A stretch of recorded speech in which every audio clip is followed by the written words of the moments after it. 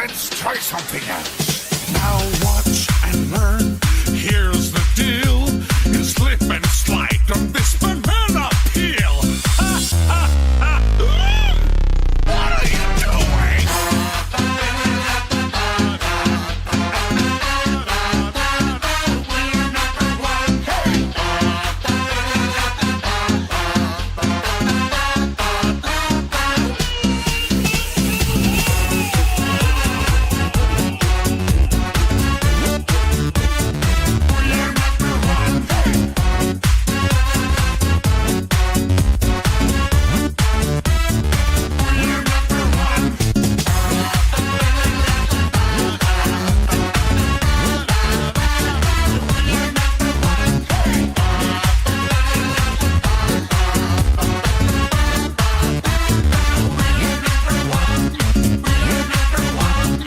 We're number one.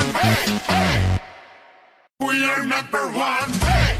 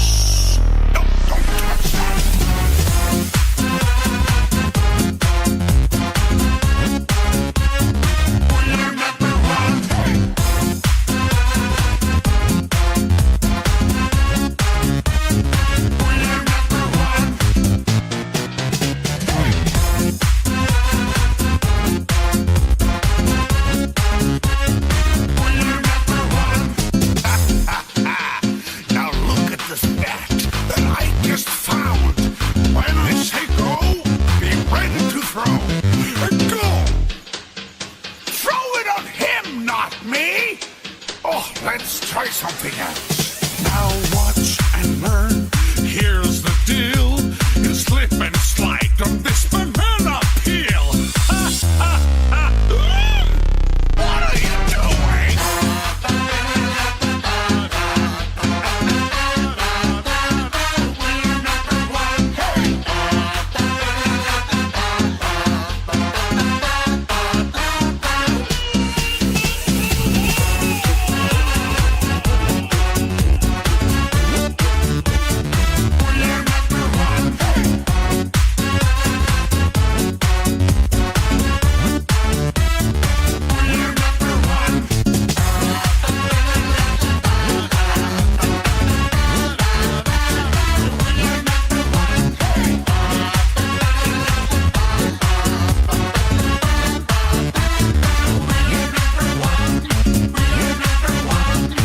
We're number one. Hey!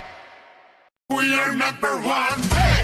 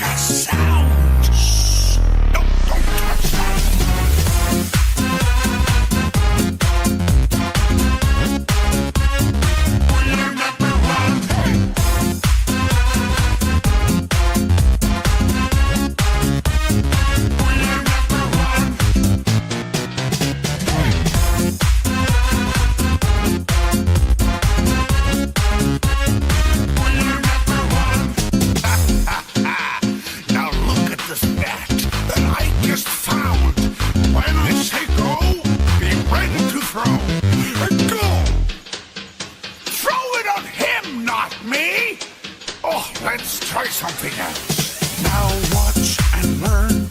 Here's the deal. You slip and slide on this banana peel.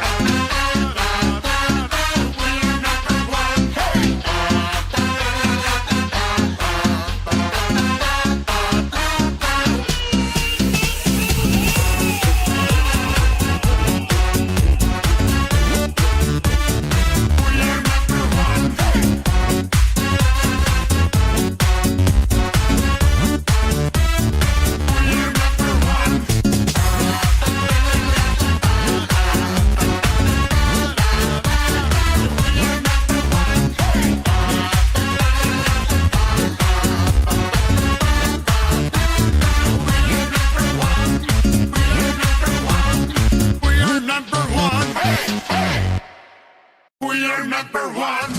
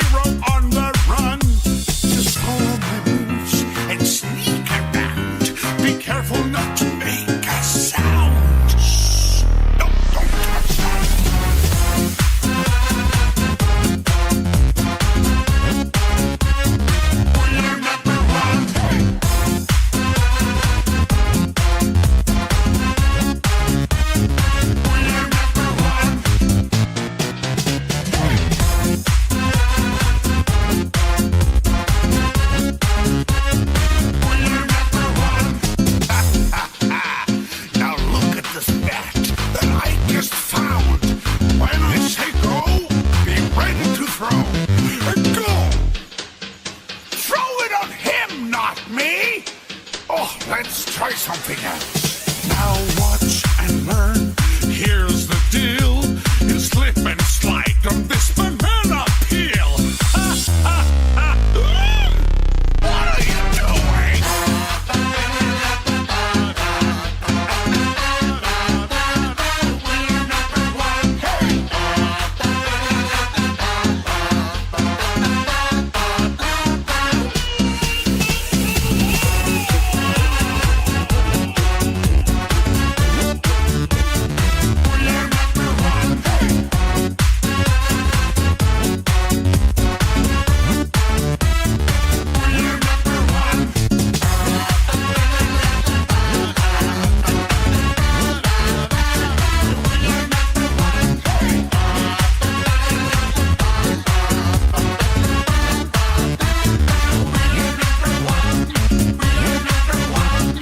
We're number one.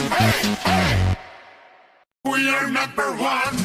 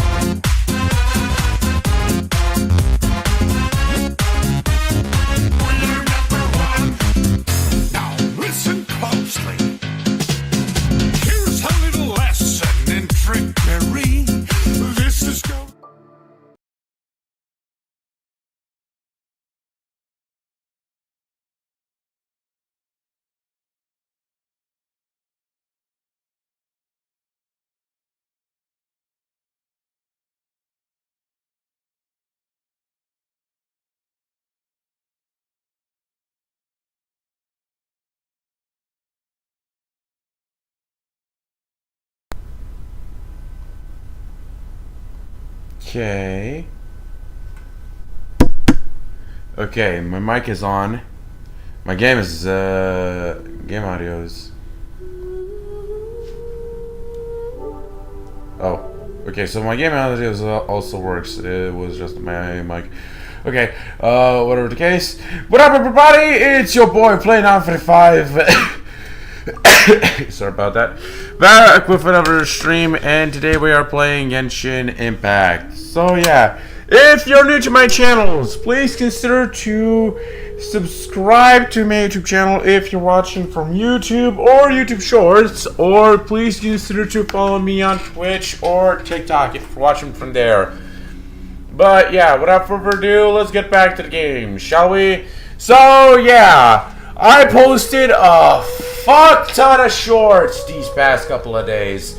Well, mostly 5 shorts yesterday, and the rest around 40 shorts today. And yeah, I made another new fucking record.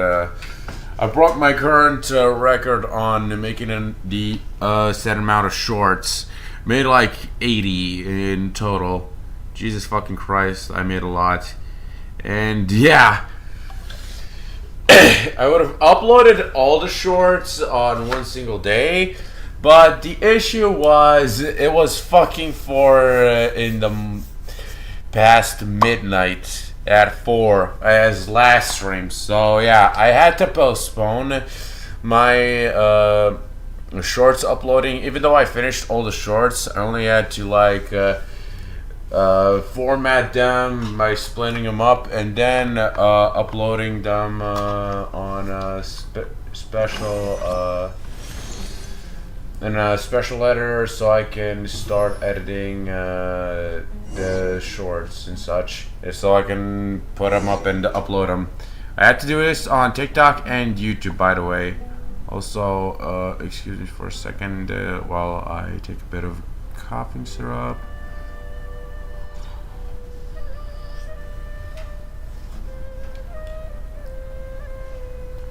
And yeah, tomorrow will be the flea market will open. No, it'll start opening a lot more. But yeah, we got a bunch of new stuff. Bunch of new stuff today. Also, my setup was going bonkers. My mic kept disconnecting and such. Though, actually, now that I think about it, maybe I shouldn't have turned off my keyboard, and I should constantly check on my mic, see if it's turned on or not, even though it has a light on it to tell me that it's on. I really need to start fixing my issue with my USB multiport. But yeah, we also got a new web event, Unlimited Throwing Simulation, which I took part on my phone. I don't need to go in and click the link. We also got Primo Gems from this little Skirk event, and I also got a few extra materials from that other event through yesterday to today. 2 players helped me out at random. Thank you, random players. And yeah, anything else? Okay. So yeah, we got 40 extra Primo Gems from Skirk Web Event. Yeah, it also appears here. And surprisingly, Hoyoverse has started to add more and more web events that require players to help you out in order to get more Primo Gems and such. Yeah, I need like 2 more spins possibly to get a guaranteed 10k primos. Okay, Battle of Imagined Arrays. Let's add actually no. First things first, I just realized that we are not at Narukami Shrine. Yesterday I forgot to do Traveler's Anecdotes. I did like FOMA, I believe, but I forgot to do the rest. So we did the new part 2 of Neverlet and Charlotte, and I think we also got to see Chevres, and also met up with Kale in the area where we just logged in. Which, yeah. And also, we have to, on today's agenda, Jesus fucking Christ, what's wrong with this controller? Seriously, it's getting more and more disconnected from the PS4. Whatever the case, on today's agenda, we still have to complete Skirt's story quest. And we also have to do the event, which is currently available. Also, I wanted to sleep in today because I fell asleep at around 4. There was 4 and something, almost at 5 o'clock, and and then my phone all of a sudden woke me up at 9:50 something. Apparently, my pet Skylander NFC cards have arrived, and I ordered a bunch of NFC cards. I ordered Dropo and a Wildstorm NFC card, Crash and Dr. Neo Cortex NFC cards, the 2 Blue Imaginite Chest NFC cards, the 2 expansion, the Adventure Pack sets. Sadly, I forgot it. I did not check the Adventure Packs and see what character Sensei Skylanders these Adventure Packs come from, which, yeah, I kind of don't have those figures. And I also got my hands on Dr. Crankcase, which means I already have 3 Tech Senseis. I also got my hands on Aurora and Hoodsicle alongside Chaos. And I also got my hands on Chompy Mage. Let me check my cards real quick, because I ordered like 15 of them. Yeah, so I think, oh yeah, I also forgot to mention that I also got my hands on a Pinata and Wolfgang NFC card.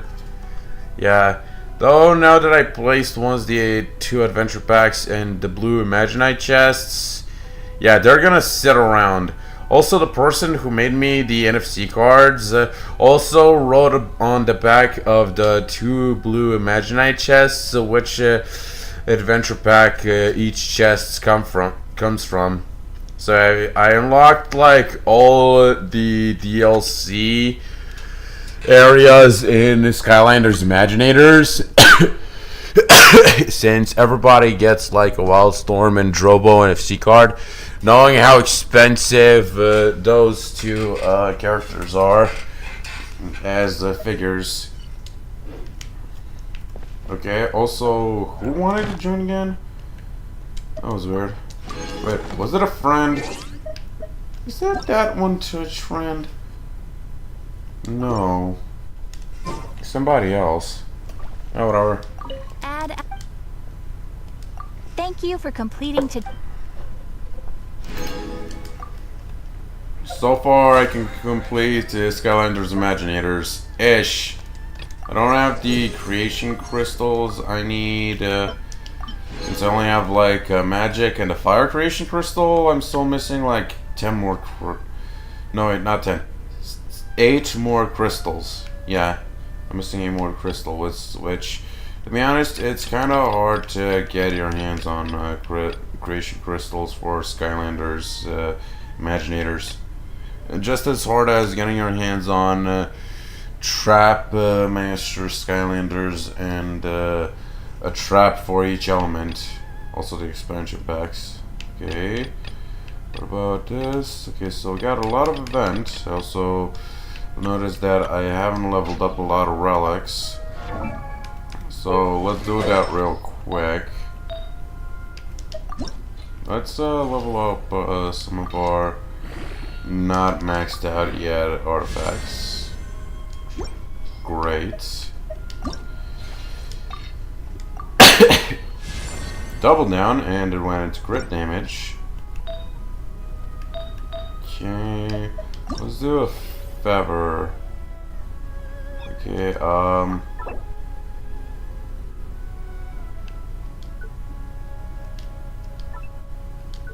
okay.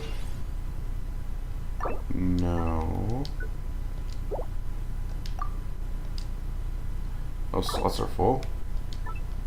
Okay. Yum.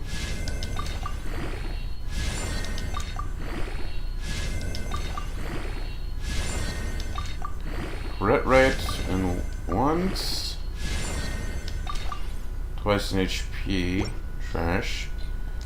Okay, we should have, leveled up enough since, yeah, we're at 40-ish. And now we reached, past level 10 and we got a pull. Okay, Wanderlust Invocation.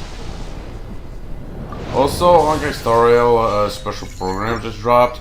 And damn, I can't wait to get on to the next version. Even though I have yet to get my hands on, Cypher, I believe her name was. Yeah.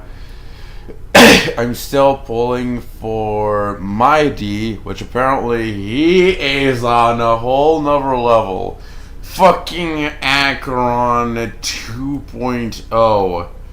He really just up and shattered everything with a new perspective. The first destruction character, which has its own burst method, like Acheron and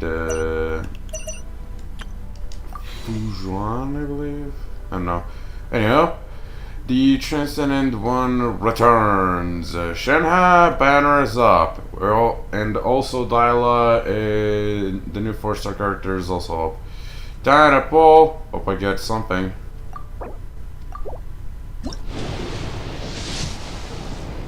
Trash. Okay, how many pulls are we in?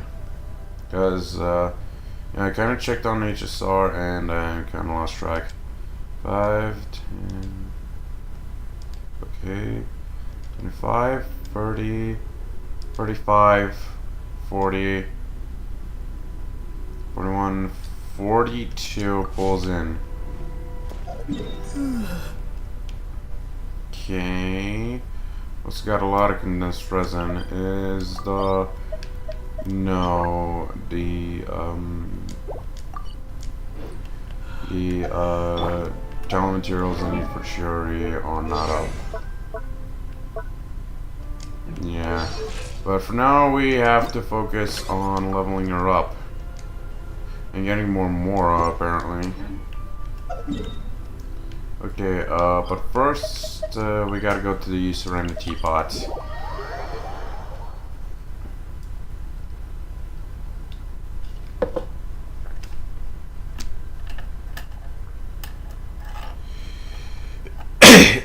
This time we're not buying those luxury things since I already have like an insane amount of artifacts. Actually, now that you think about it, why don't I just trash some artifacts into Mora? Also, have it checked? Yeah, I think I checked the fortune.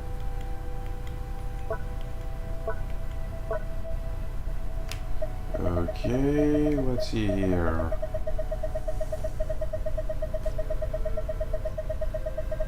Windows. Oh, just these? Yeah, I think I used up some of my artifacts. As food. Okay, how much should I have? A fuck ton of elixir. Fuck that. Okay, I'm just gonna get more from Tubby. Hi, Tubby.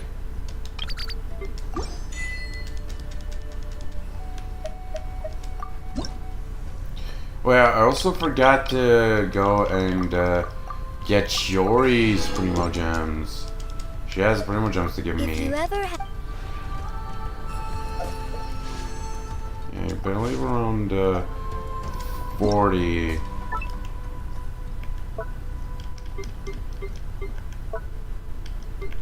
Okay.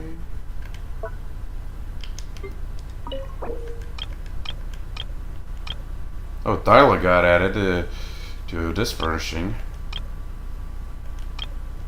And I believe the other furnishing that was part of is an inside one. Yeah, it's an inside one. Okay, so I know where this is. I have it placed in the Inazuma realm. Okay, we also got Skirk going around. One for Inazuma.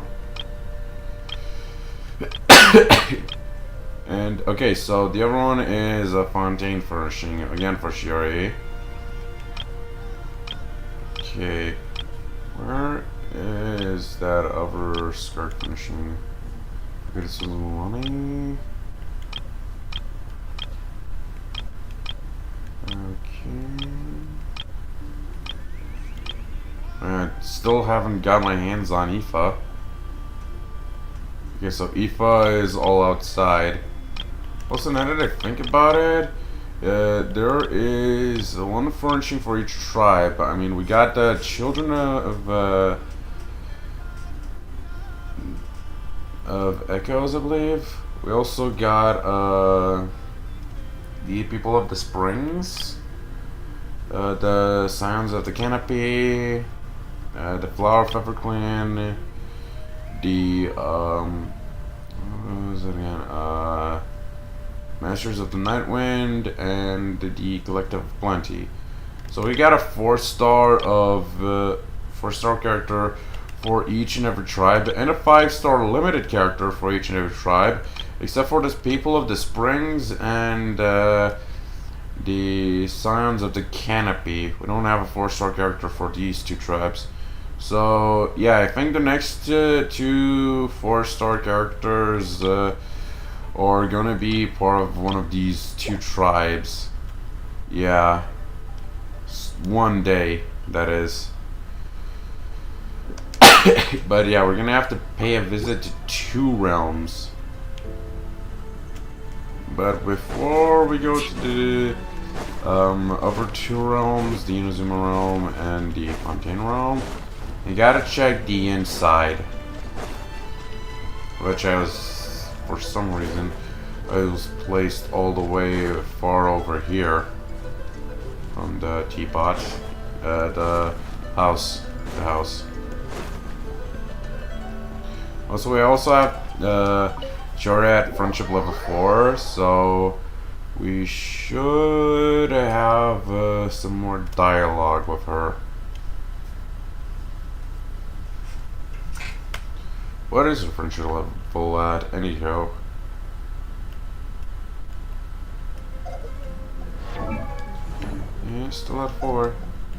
Okay, now let's see the indoor furnishings and everything new. Yeah, that was here. Okay, I don't think Shiori is around here. Yeah. Okay. So it doesn't really count. Okay, Skirk is also inside. Okay, Fontaine.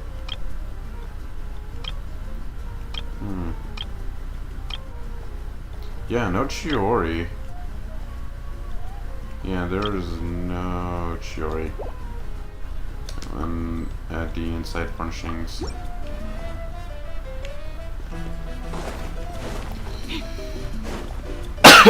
But whatever the case, where is she?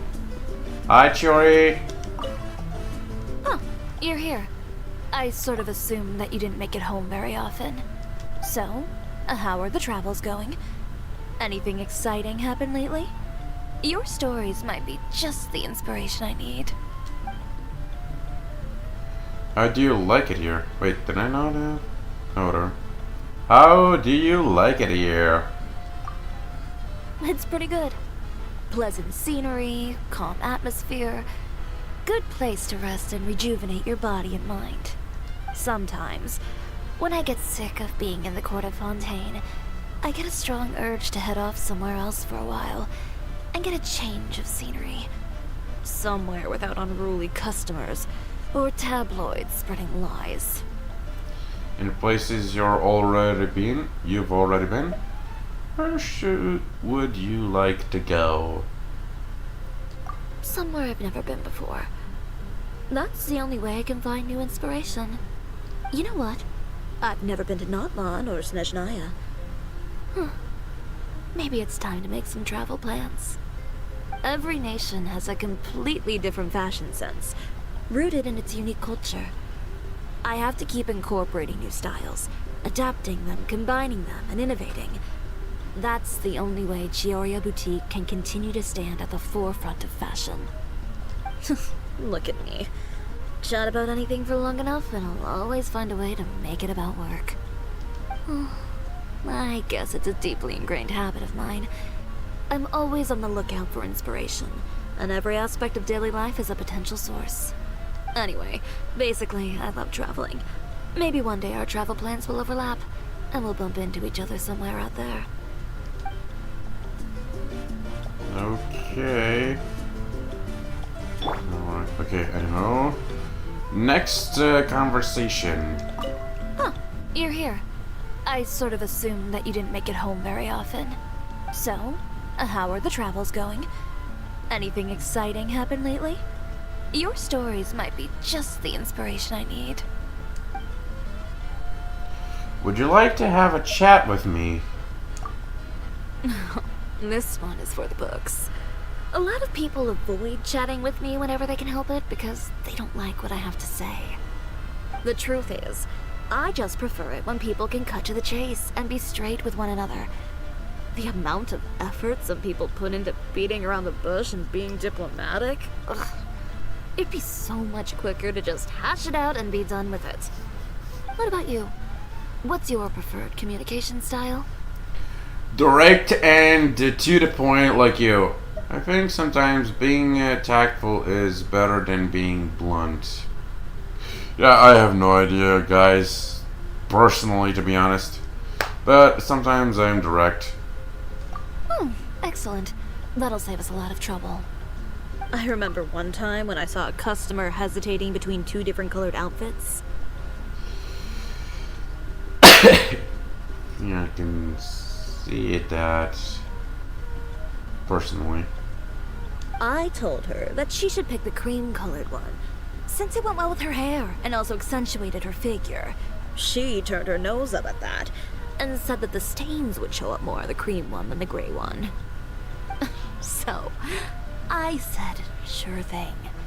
If you're set on the gray one, I can make some adjustments so it'll look more stylish. But she didn't like that idea either, and she started saying that maybe the gray was a bit too dull. We went back and forth like that for a whole afternoon. In the end, she picked a red one. I mean, I do understand where she was coming from. Her concerns were valid, it's just... people like that, they need to learn to prioritize between criteria when they're making a decision.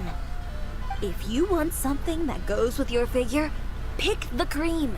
If you want to get away with a few smudges and stains, pick the gray. But if what you really want is to stand out from the crowd so your crush will spot you as soon as you arrive at the party, then for goodness sake, just tell me that as soon as you walk through my door. I'm getting all worked up just thinking about it. I need a moment to calm down. Maybe she was just shy? Damn. I had no idea Chiori had such a situation on her hands once. Just goes to show how life of Chiori is. You know, we have a painting of her, picture with her in it right next to us. Maybe. You're right. She was hesitant about telling me. But if she had just been direct with me, we could have saved so much time. And then I would have been able to do a better job of tailoring her outfit to suit her needs. Things like that happen all the time. It makes me all the more determined to never beat around the bush and always be upfront and direct. Sure, it might not have been the smartest approach, but for me at least, it's definitely the most efficient. All this is to say that I will never hide my true thoughts and feelings from you. And I'd like it if you could do the same for me. Of course, if you ever find yourself compelled to say something like, Chiyoria Boutique's outfits are hideous, Then, I'd hope you at least follow it up with some sort of reasoned argument that I can consider. You don't seem like the type of person who'd say something just to be provocative. Unless, I don't know, you secretly enjoy the feeling of being thrown out my front door or something. Yeah. Maybe some perverts or submissive guy.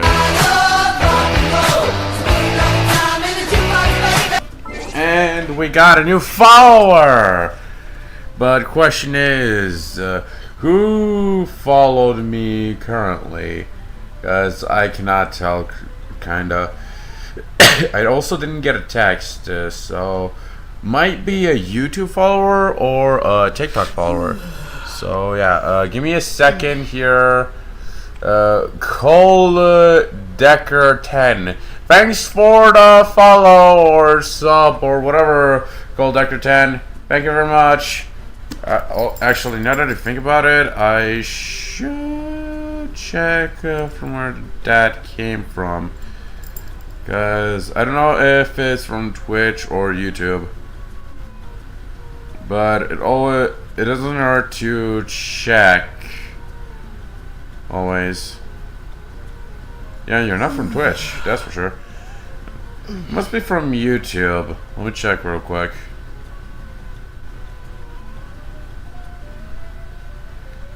Okay, yeah, I don't know if my, oh, I already am at 41 subscribers? Huh. Yeah, I can't tell, where you, followed me from.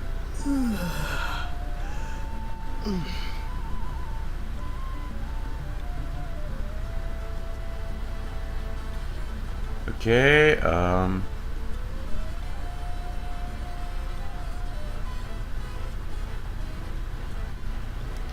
but yeah, sorry about that, about me, checking. It's just that I'm curious, that's all.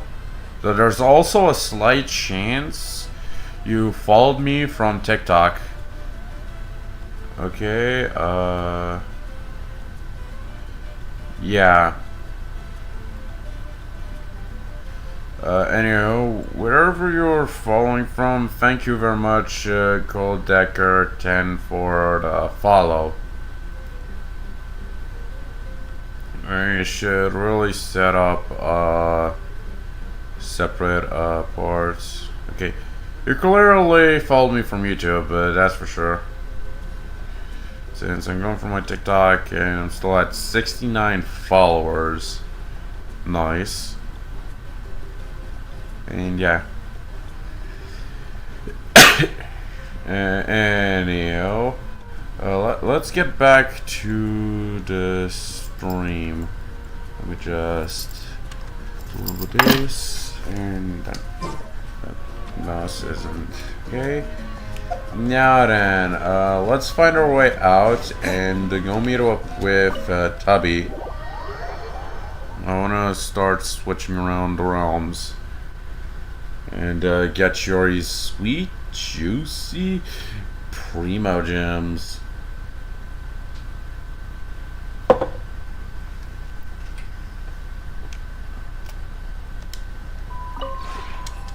Hey Tubby. Okay, which realm should I choose? I mean, Fontaine might have enough space so I can place it. For now, I'm just gonna check, see if I can place the hot springs. Yeah, actually, an underwater hot springs and underneath the sea might be an actual cool idea. I mean, who doesn't want to be in a hot springs bath, looking at the sea above them, like a dome and such. Anyhow. Let's place Shori real quick. Okay, no one here that I can replace. Mavwika. Yeah, it's clear that Mavwika doesn't really fit here. Okay, there we go, Shori. I don't know if the furnishing is placed or not, but it doesn't hurt to check. I know the hot springs one ain't placed. Okay. We'll find out if that furnishing is placed once I exit furnishing placement. But yeah, for now let's focus on the hot spring. Not here. First I need to, yep, is the right one. But question is, where do I place it?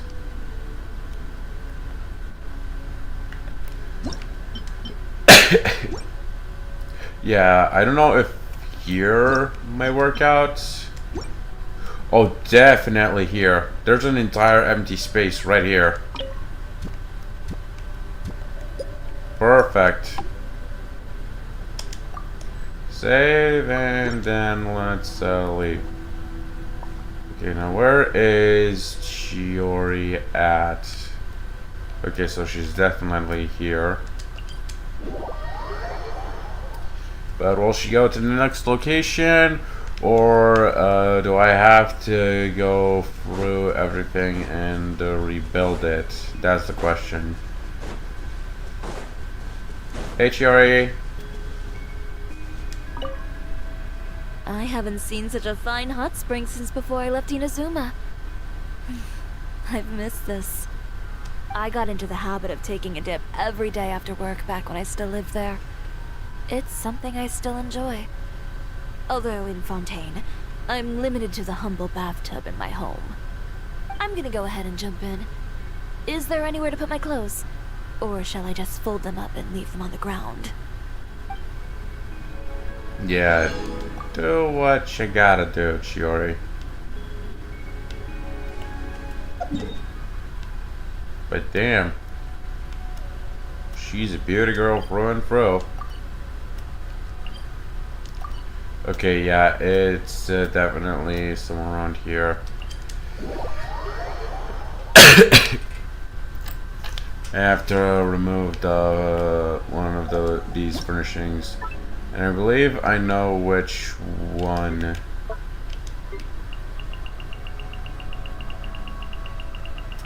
Okay. Yeah, I kind of use some similar pieces. Yeah, I have to dismantle, no wait, select set and remove. Wait, I'm missing something? I'm missing a fucking bush. And where the fuck is that bush? Where the fuck is it?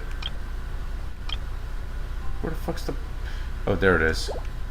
Oh, it's a tree. Oh.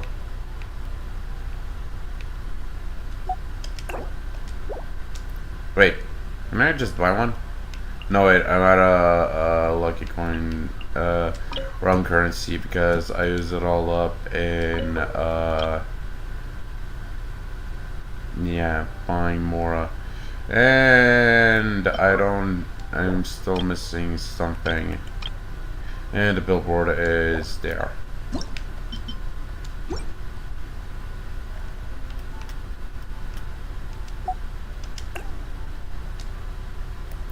Oh, I already kind of trashed that furnishing, did I?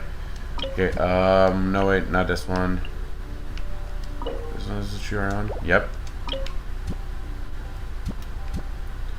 Let's see how I will fit this.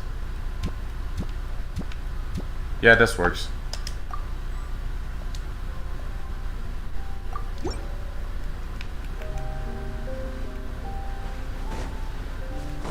Hi, Chiori. How's it going? This was my favorite sight when I first moved to Fontaine. And now, it's one I get to see every day as I walk through the streets. Here, on these dazzling streets that seem to go on forever, the first corner of the Chiori Fashion Kingdom has been established. I will work hard to expand its territory over the coming years. In the meantime, You're always welcome to drop by for a visit. Okay. Thank you for the primos, Chiori. Now where the fuck am I supposed to get 50 more primo gems? Because I'm at 145 primos. Wait, I think there is the yeah, different gives me. But for now we are busy with fucking leveling up Chiori because we're out of fucking Mora. And okay, Jesus fucking Christ, the connection is getting more and more weaker. Okay, time to plug in. Okay, we're gonna go to this ley line. Get more XP talent level up. Wait a minute. I think we can get some more from Skirk's quest. Yeah. Let's actually put a pin on the ley lines and focus on Skirk's story quest. We haven't completed that yet. And yeah, yep, we got around 40 XP and a bunch of Mora.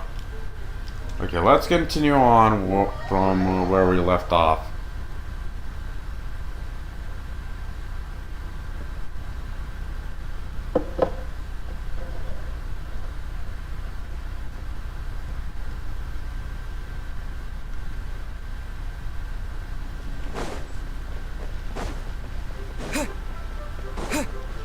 Time to help Skirk recover, if you haven't watched my last stream.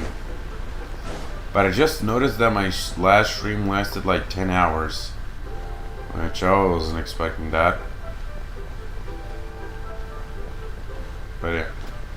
Enter the back rooms.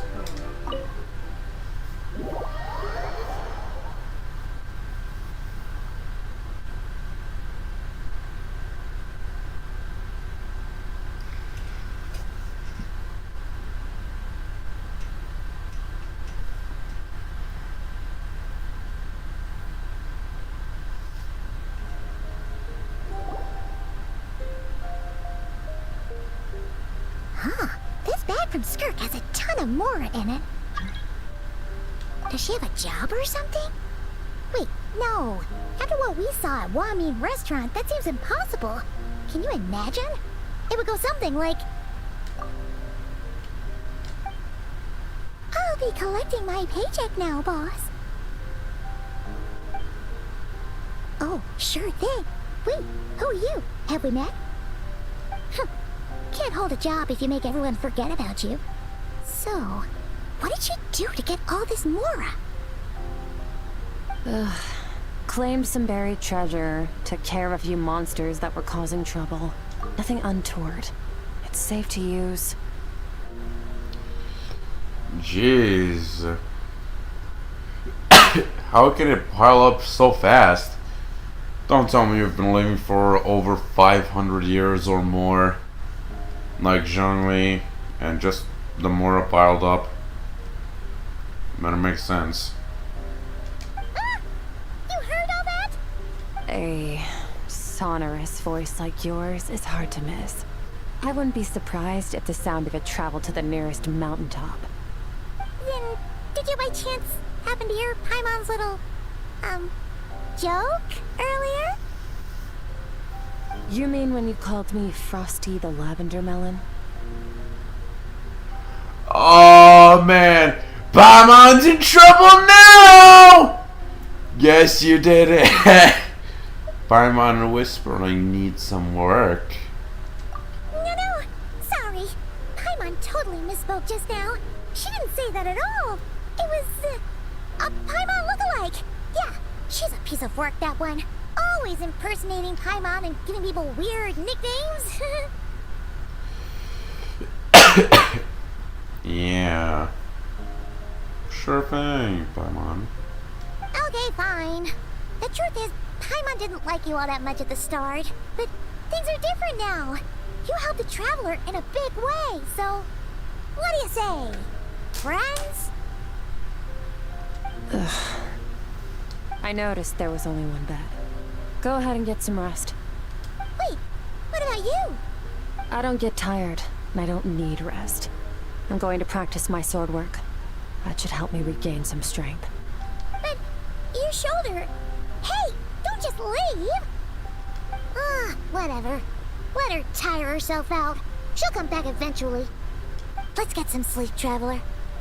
That comfy bed is calling, Paimon.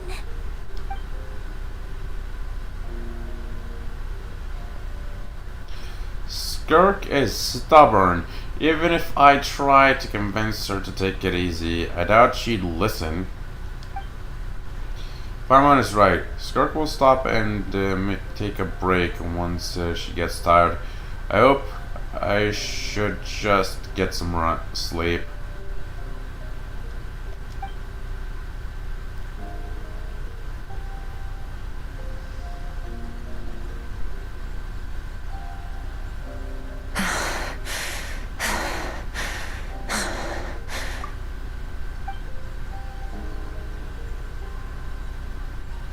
Skirk?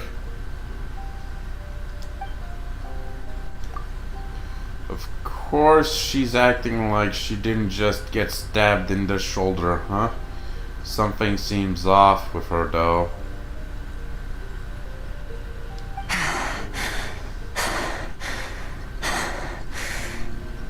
Quiet.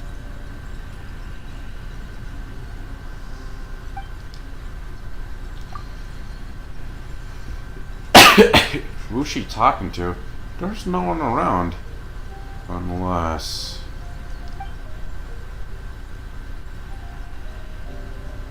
Do you even remember how many of us perished in that fire?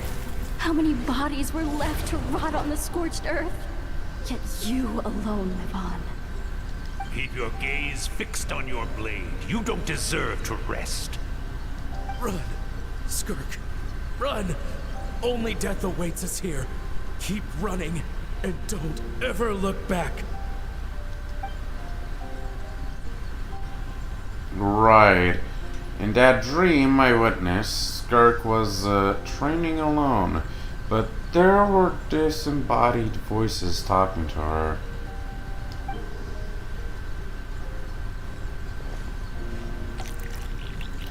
One of them mentioned a fire. I wonder what happened exactly. If only she could just talk to us.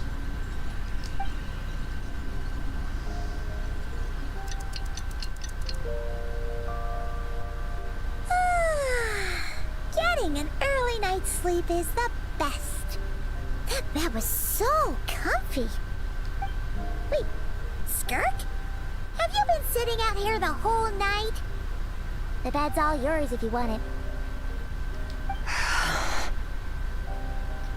Recovered your strength yet? About 60%. Maybe 70. Whoa! Paimon thought it would take at least a couple of days. That was fast. No, not fast enough. That's 20% less than last time. Same training regimen, same intensity. Nothing felt different, but somehow the outcome fell short. Maybe it's because of the spike that stabbed you? No, I think the problem's with me. I need to meditate for the next 2 days. Deep introspection should help me find the issue. Ooh, sounds intense. We'll watch over you in the meantime, then. Thanks. See you in 2 days.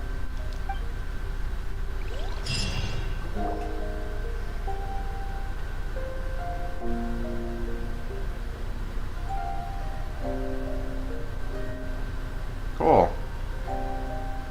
Guess we don't need to use the fucking clock then.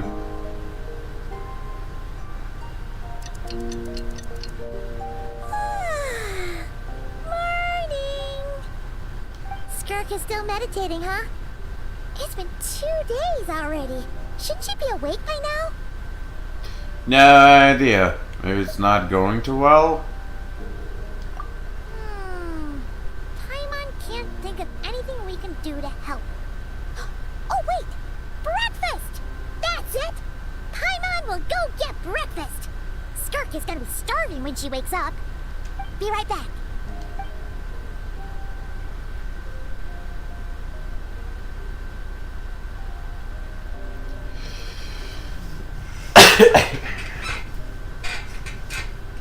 Skirk looks so serene, almost like she really is asleep.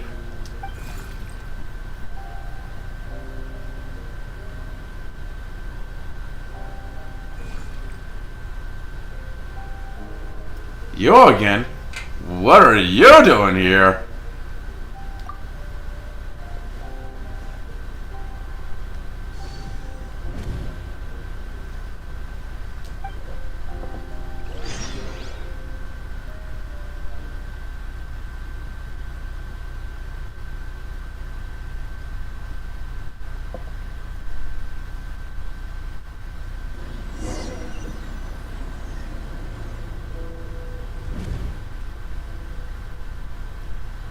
This place feels familiar, but where am I exactly?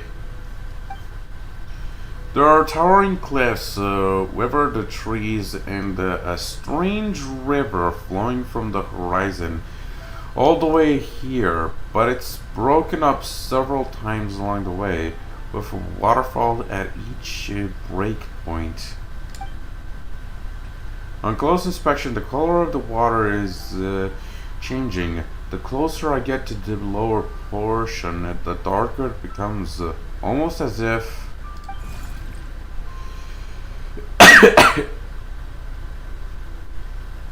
Did you bring me here? That must mean this is... That's right. This is Skirk's inner world. Think of it as the threshold between the soul and dreams. Well, someone finally got their voice.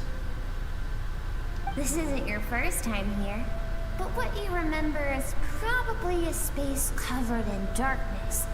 I only managed to illuminate a small portion for you back then. It talks, so it can speak. Actually, it's my first time talking to someone like this. Eh? I only managed to break free and bring you here because the injury weakened her power. I guess that's why I can speak again, too. Call it fate, if you want. I think that's the word they use in this world for lucky coincidences like this, right? Now, before I take you to her, I gotta ask. You're the first outside visitor to ever come here, so what's your impression of this place? What is that river? Why are there so many cliffs and waterfalls? Oh, you noticed. This river represents Skirk's strength. Strength accumulates over time. It is the summation of a person's lived experience. So this river is where all the fragments of Skirk's life should converge into a single stream of memories and emotions, flowing forward as one. But as you can see, this river has been severed numerous times. It's because Skirk doesn't like who she was in the past. And all she sees reflected in the river is a disgraceful shadow of who she was. She cuts through water and rock with the sword of reason, severs her connection with the past, and begins anew. Wait, that reminds me of something. You must learn to shut out all the pointless emotion. Crush the self that makes you weak, and become master over your physical form. This isn't my first taste of failure or losing power. When you fall, you get back up again and become stronger. That's how it is. I see. So there was Sherglody who taught Skirk to replace all emotion with reason.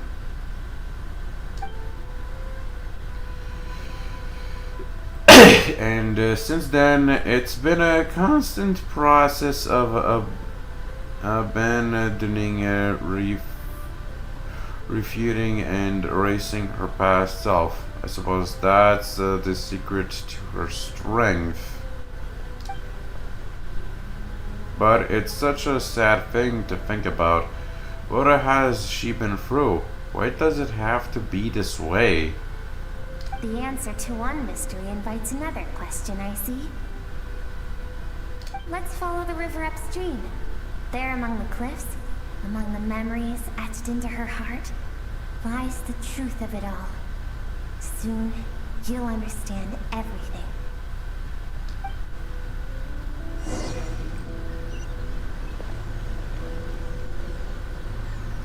Man.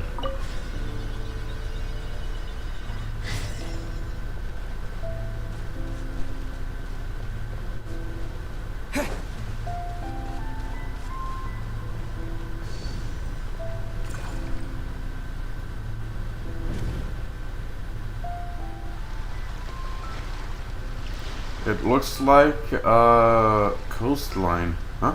I recognize the drawing on the sand. Wait, isn't that the picture I drew for Paimon? Why is it showing up in Skirk's memories? Damn. I do not have the hyper energy right now. Since I couldn't sleep for 4 more hours today, I'm kinda out of it. I've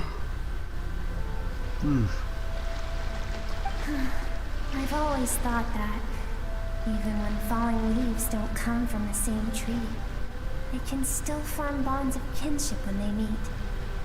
Like meteors, you both made a journey through the stars.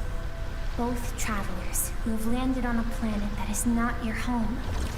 Yet, when she first noticed your presence, although she hesitated for a moment, she still chose to walk away, indifferent as ever. Why? If I think about it, it's not surprising at all. After what happened at Wanman Restaurant, it's obvious she prefers to disappear from other people's lives. She hasn't seen child in years either. I doubt she's ever made a connection with this world of her own volition. What I'm seeing now is a microcosm of her entire life. Seems like you've answered your own question. Skirk sees herself as a trespasser in this world. She's made a conscious choice to avoid altering its path. But the reason for that decision stems from events much earlier on in her life. Let's keep going. It's still a long way to the source of the river. Yeah.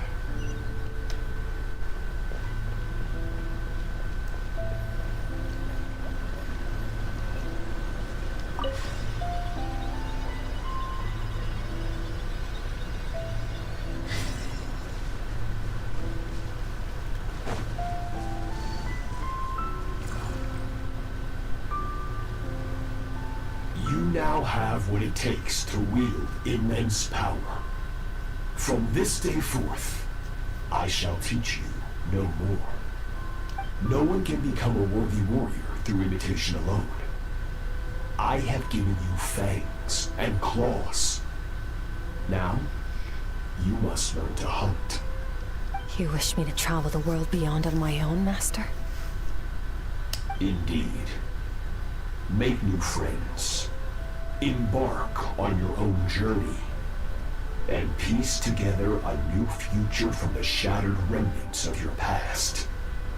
We will still have contact through the abyss, but know this. One day, I will take the life you worked so hard to rebuild, and reduce it to ashes, just like the fire that haunts your mind. Bro.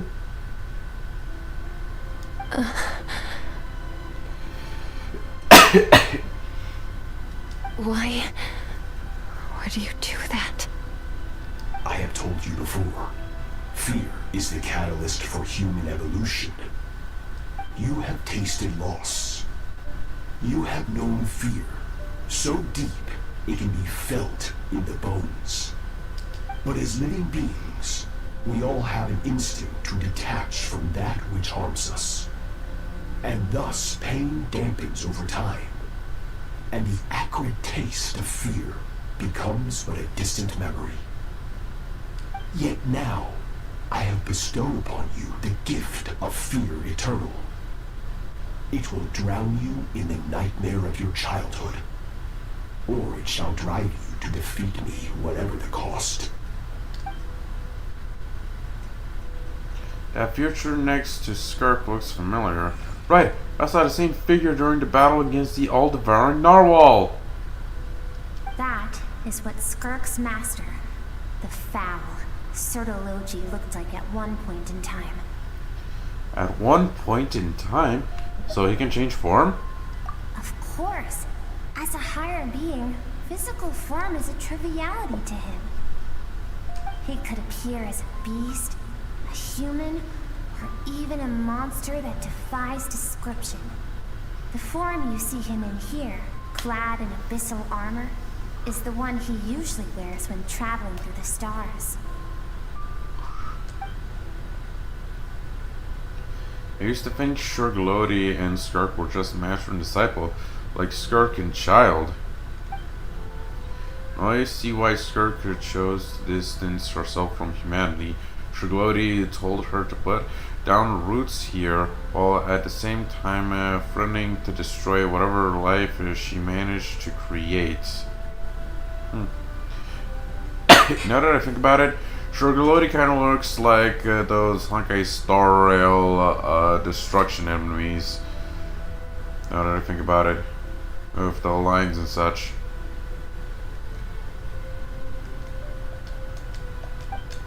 For certain reasons, I need to bridge the power gap between me and my master as quickly as possible. But first, I need to understand the source of his strength. To do that, I need to follow in his footsteps. Walk the path he once walked. And somewhere along the way, I'll find out how to defeat him.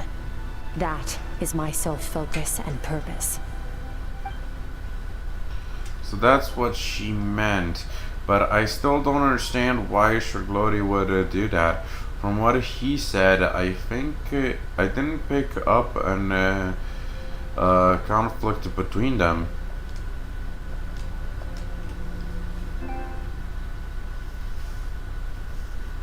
Okay. I'll let you in on a little secret. The real Sertologi is terrifying. The scope of his power is impossible to understand until you experience it firsthand. It is absolute. The power to crush all things. Shall we keep going? Let's see. We're about halfway there.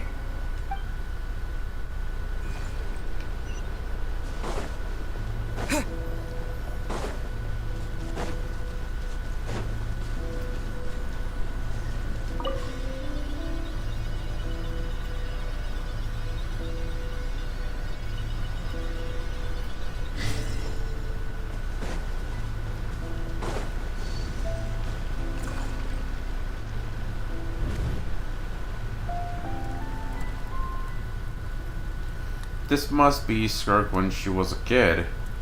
Aw, look at the little Skirk. We've made it quite a ways already. This is Skirk, when she first began training under Sertologi. I have set your broken wrist. Tomorrow, you're to train twice as hard. No tears this time. Good. Attempting to garner sympathy through tears is a habit of the weak. A pitiful, useless ploy. Can I ask a question, Master? Why did you save me? I keep thinking, maybe it would be better if I had died. I wouldn't be haunted by that fire all the time. I wouldn't have to go on like this. I saved you because I have a plan for you. It has been too long since I fought a battle that demanded my full strength, and I hunger for it. Every so-called genius and prodigy I have faced has crumbled like sand underfoot. Before me, even fate bends the knee. So, I will teach you everything I know. Train you by whatever means necessary, in the hope that one day, you might surprise me. But I don't want to draw my sword against you, Master. What you want matters little. Among the boundless sea of stars, the cries of the weak are but faint murmurs that disappear into the void. You of all people know that well. Yes, Master. From that day forward, all she knew was grueling training, emptiness, and fatigue. After some time, her talent bloomed, and she gained control over her emotions, like her master. How should I put it? It was not that human emotion disappeared from her heart, but that reason came to dictate all she was allowed to feel. I suppose it was at this point that she became the Skirk you know today. So Shurdlodi saved Skirk from disaster when she was a child, and never even tried to hide his ulterior motive? I suppose that leaves one final mystery. What really happened with the disaster back then? Shurdlogi's final words to Skirk were cold and cruel, but Skirk's reaction made it seem like it was the truth she knew all too well. I have a feeling it all comes back to what happened back then. We're nearly there. I almost don't want to reach the end. Well, shall we? This is the final stretch.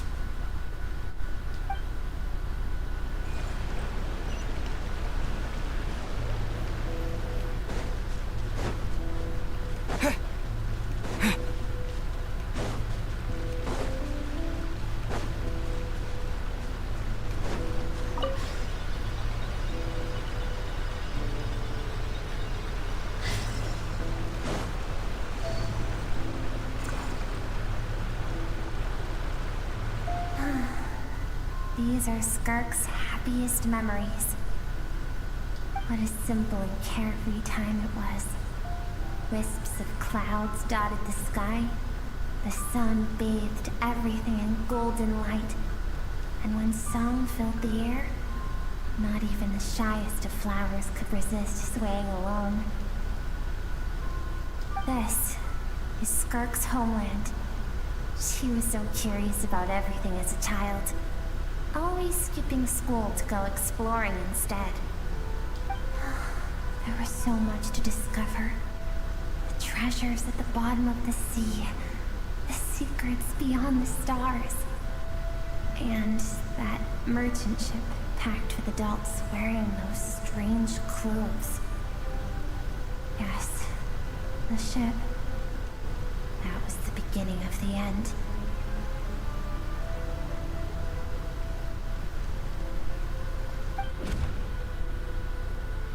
It was a spaceship. When it arrived, the people that disembarked wore smiles on their faces and spoke of friendship. They claimed to be merchants from a neighboring planet, looking to establish trade. Skirk's parents, her relatives, her neighbors, everyone welcomed the newcomers with open arms and allowed them to explore the planet. To them, the visitors were guests and should be treated with hospitality. No one had any idea of what was to come. Several months later, an army of unknown origin arrived without warning and carried out a ruthless campaign to destroy everything and everyone on the planet. Skirk had skipped school that day, like so many times before. so she was not caught in the immediate wave of destruction. But when she came home that day, only fire and ruin awaited her. Countless people cried out to her for help. People she knew and loved. Friends and relatives. The little girl who lived next door. The shop owner with the bad leg. The bad-tempered teacher she had made fun of just that morning.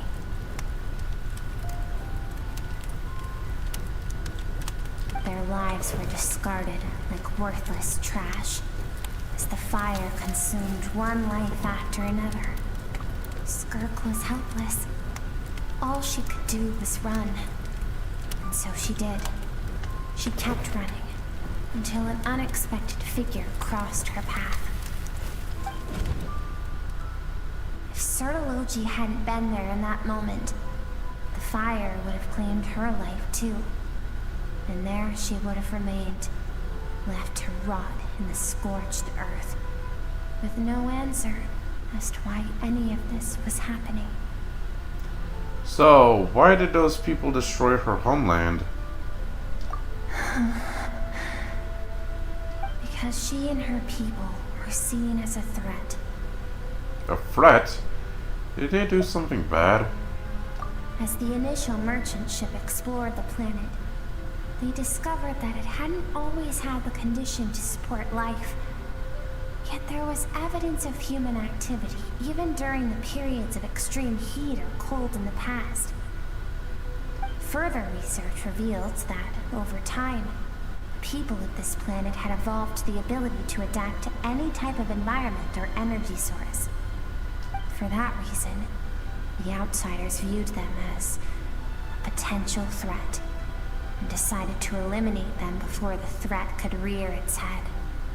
And so, the army was called, and the so-called danger was wiped from the face of the planet. Just because of speculation? All those innocent people. Senseless, isn't it? Deemed a threat because of a gift they didn't even know they had. Perhaps it was their own innocence and kindness that doomed them. But in the end, that was lost to the blaze as well. If those with power get to decide good and evil, then all you can trust in is the sword in your hand. And so, before death could claim her, she ran. She ran and never stopped. Now I see why Sherglody treats Fred as such a terrifying prospect for her. Now I see why she distances herself from the world. No one wants to relive their most painful moments. Well, that brings us to the end of the story. This is as far as we can go. Skirk is waiting over there. For both of us. Let's go to her. It's time to fulfill my purpose. And my greatest wish over all these years.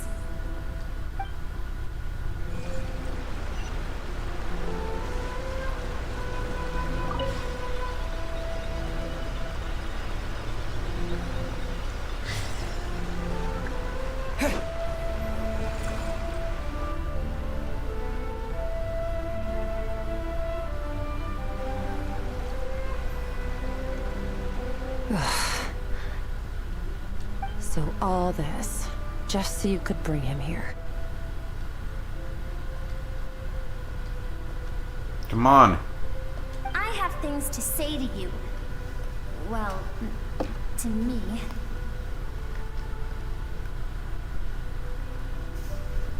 Okay, 1 second. I gotta extend my USB cable. It's a bit annoying like this.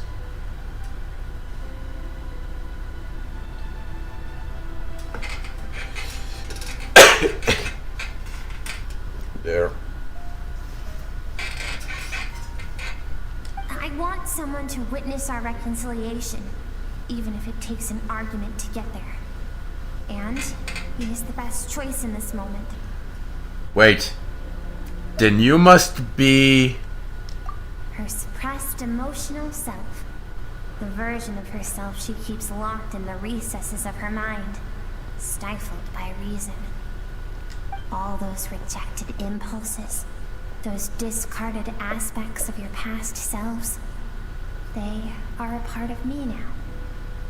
I am who you used to be. Someone you have refused to face for too long. So, I came to face you instead. You're wrong. I've faced you all along. And that's exactly why I keep you locked here. Your existence makes me weak. Moments of joy and longing are when we are most vulnerable. Don't forget, it was a penchant for goodness over reason that doomed our homeland in the first place. The vastness of the universe renders everything insignificant. Our feelings most of all. Even so, learning from the mistakes of the past doesn't have to mean erasing everything. Strip yourself of your so-called weaknesses, emotions like kindness and empathy, and what makes you any different from the ruthless soldiers who slaughtered our people? The difference is that I'm doing what is right, what is necessary. I allow you to exist, but with limited freedom. That is the greatest kindness I can offer. I have shouldered everything you couldn't carry. I rose above the numbness and emptiness, and it was cold, unfeeling reason that brought me this far. It made me who I am. It made me strong. That is the problem. I want to shoulder those things together. On the grand scale of the entire universe, maybe our feelings are vanishingly small, but why should that mean they don't matter? Emotion gives warmth to the cold expanse of space. It gives meaning to the world around us. Think back to those nights of gazing at the stars, those afternoons of exploring the unknown. Think back and let them grant you peace. A brief respite from the pressure you put on yourself. That isn't what we need. It's exactly what we need. Aren't you curious about why recovering your strength has taken longer than normal this time? Finally, we get to the important part. That is the only answer I came here to find. Then look around. Look at your inner world. You cast aside your dreams and curiosity, and in doing so, you lost your original motivation. You severed all connection to who you used to be, so you can no longer draw strength from your past. Now, the only things driving you forward are fear and survivor's guilt. But these cannot take you far enough. And so, this river, the source of your strength, grows more polluted by the day. And you think that means I should seek help from a weak little thing like you? Your emotional self isn't weak. Yeah, it kind of grew stronger actually. The fact that she transcended time and broke free from her constraints to come and face you, that proves it. Thank you for saying that. I knew bringing you here would be the right choice. To be honest, I'm not here to argue with you. This isn't about who's right or wrong. And in fact, I agree that in order to make it through the wake of that tragedy, we had to distance ourselves from the pain through reason over emotion. But what is right at one point in time isn't always right forever. I know you will never forget that fire. I know the fact that you were the sole survivor fills you with guilt. And I know that among the voices that haunt you, mine is there too. Because deep down, you know that you didn't turn out to be the person you wanted to be. All those unfulfilled hopes are like knives to the heart. And I don't want you to hurt anymore. So even if you can't accept me, I hope, at least, that You can let go. I keep thinking, maybe it would be better if I had died. I wouldn't be haunted by that fire all the time. I wouldn't have to go on like this.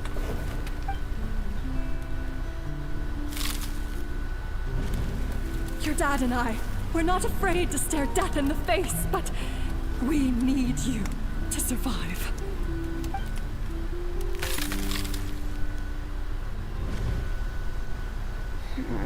I'm sick of being a kid. There's so many amazing things out there. I'm ready to see them all.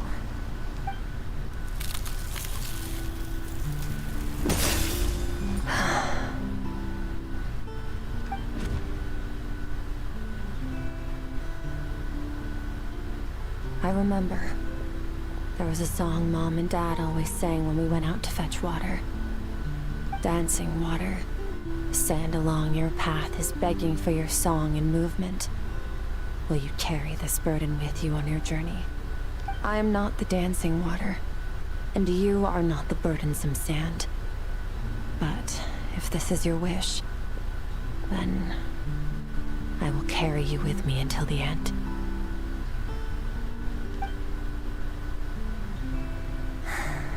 Thank you. I should be thanking you.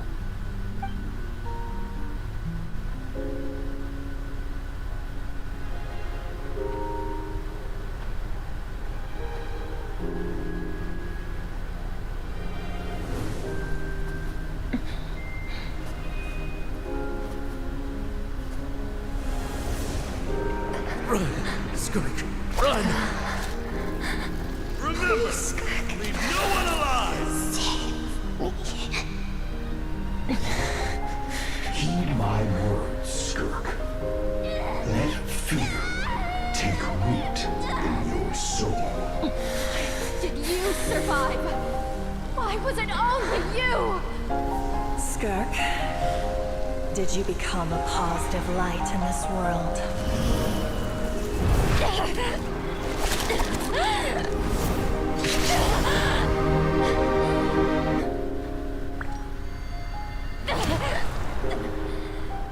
Hey, this doesn't have to be the end.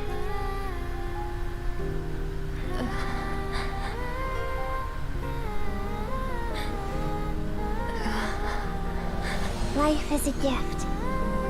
Don't let darkness claim it.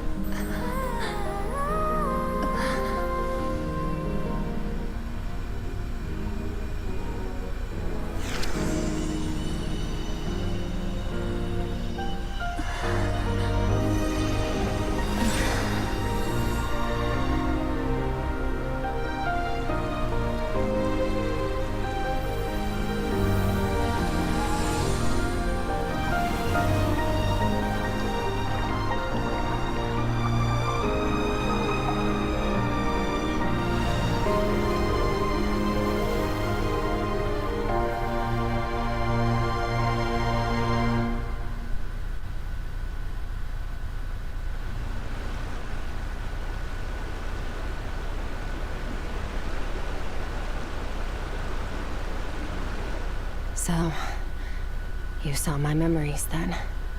I once asked my master if survival of the strongest was the law of the universe.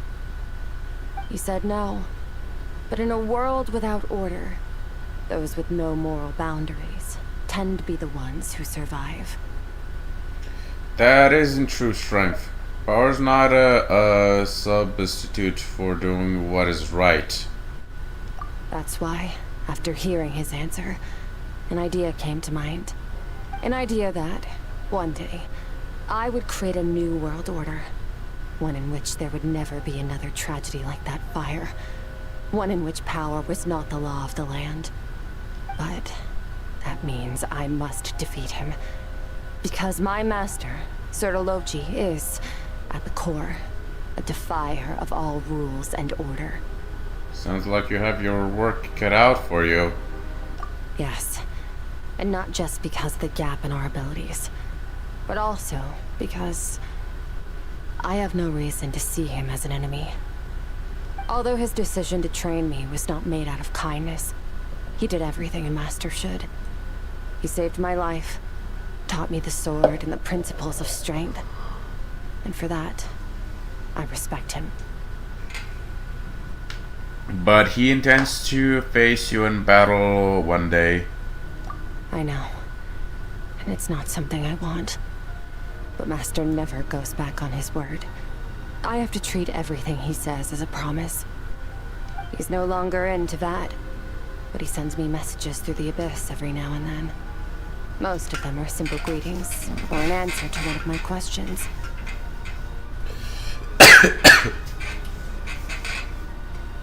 Every time I hear from him, my heart skips a beat.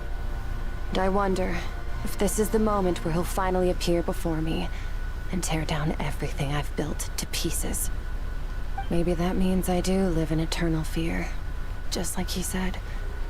Yes, I respect him, but I'm also afraid of him. And for that reason, the pursuit of strength consumes every moment of my life. I don't know what Master has planned, but I have to be ready. If he does attack you one day, I'll help you. Help me? Why? This isn't your fight. Because if we want to build the world we both want to see, everyone has to be willing to fight for it. If we all do our part, we can make the entire universe a kinder place.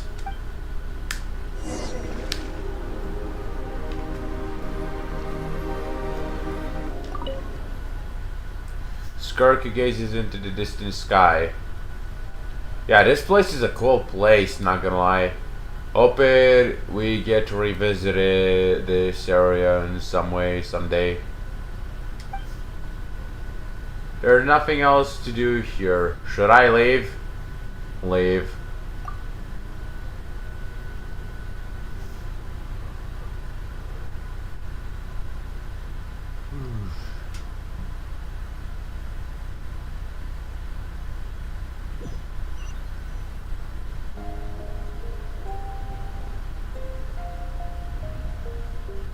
Oh, you're finally awake! Honestly, Paimon was gone for like 2 seconds and then she comes back and finds you both unconscious? Oh, you scared Paimon half to death! You're both okay, right? What does it look like? Looks like your strength is back. You look stronger than ever. Only water from the source can cleanse the rot and filth that flows from the past into the future. I taught you to incorporate the experiences from your journey into how you fight. I suppose what happened today will become an inseparable part of who I am. Okay, so Paimon feels like she's missing some important context. But whatever. Paimon brought back tons of delicious snacks. Let's dig in. The three of you enjoyed the snacks. All right. It's about time we finished what we started. We're gonna deal with this thief for good, right? Finally, let's show him what we're made of. This time, I'm not going to tell you to hold back. But having digested even more power in the meantime, he's going to be tougher than before. Hell yeah, he's gonna be. The good news is, we have no reason to pull our punches this time. So, let's go. Same place as last time.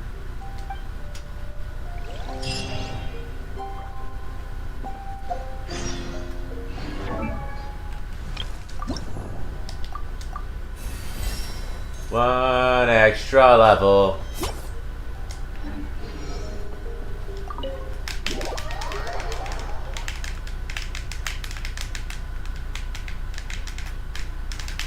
What time is it anyway? How long have we been streaming for? Around 1 hour and 36 minutes. Also started recording my streams alongside the stream, so I don't have to download from Twitch anymore. But yeah, for now, I'm gonna be right back. Gonna take a little break and such.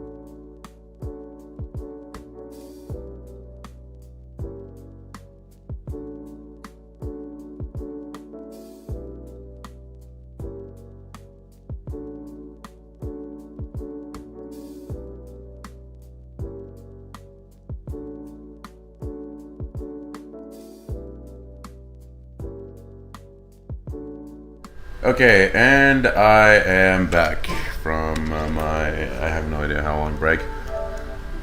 Anyhow, let's continue from where we left off. I think we're almost done with Skirk's story quest. Also, I don't think I'll be uploading any shorts from this stream, knowing how many shorts I just went overkill with today. I will maybe make 2 shorts,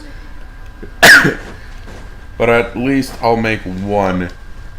But it won't be about Skirk. I already made enough of those as is. Though there's a slight chance I might.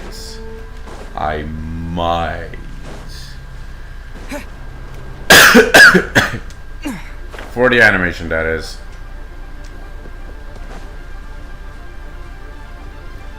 Okay, time to enter.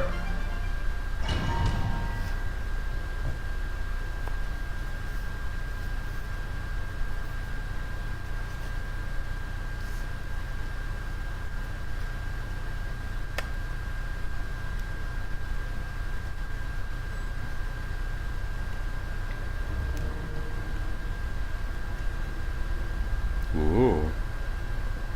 The fog is gone!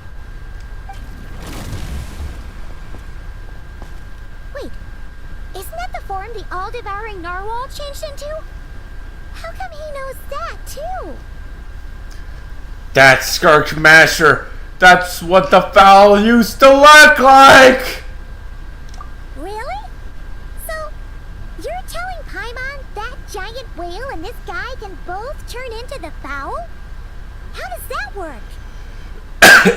Who knows? It's a subconscious instinct. Any intelligent being who longs for his level of strength is bound to mimic his appearance. It's a natural response after encountering someone as powerful as Master. To them, he represents ultimate power. We know the person before us has encountered Master, and we know he stole a portion of my power. So it's not surprising that he would assume this form. Okay. Oh, the closer Paimon looks, the more intimidating it gets. Nervalette isn't here this time, so it's up to us. He won't have the nerve to steal again after we're done with him. Let's teach this guy a lesson. Also, quick mention. Why do I have that weird stance? Kinda interesting angle, to be honest, but why that stance?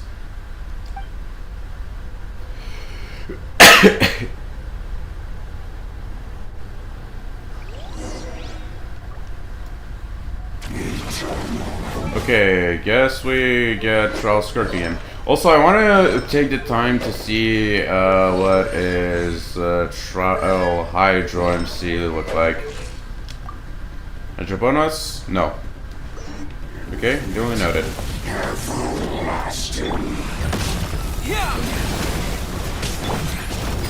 Into the void! Surge! Haven't forgotten your training, I hope.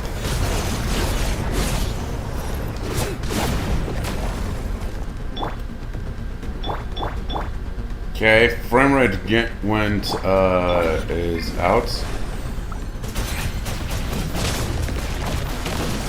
What damage am I doing? Oh, frame rate's still out. I see.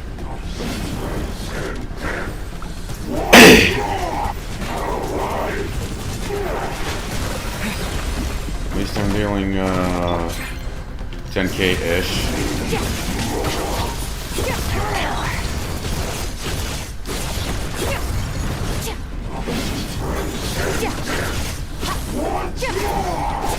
The star shall be his crown.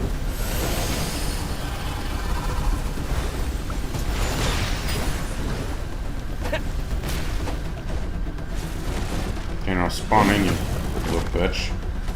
Bombs away!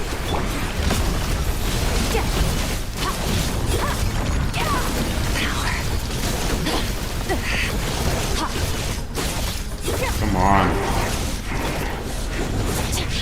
Beyond this world. Might as well dodge these. It's kind of pointless.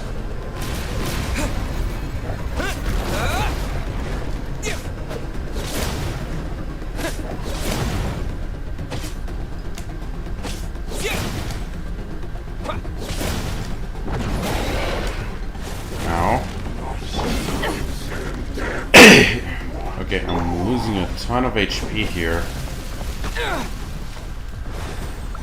I mean, the MC can recover with his skill. Ish. Go!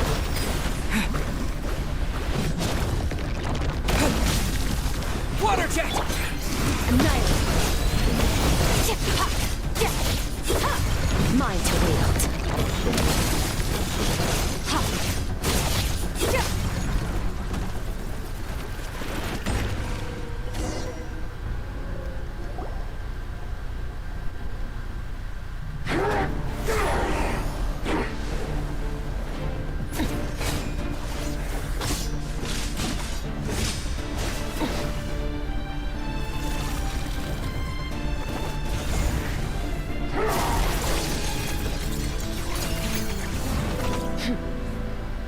Haven't had enough of my power.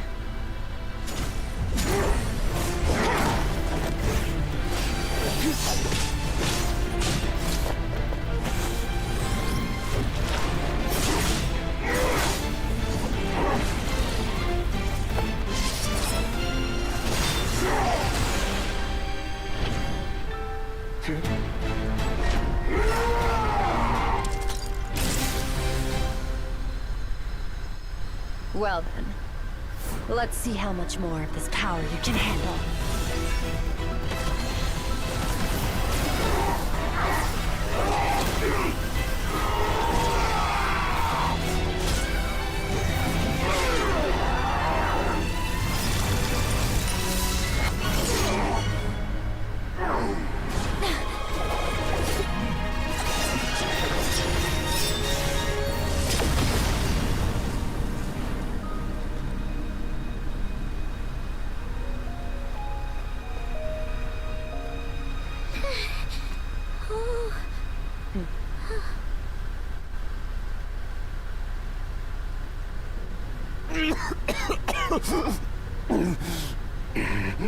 What the fuck is this guy?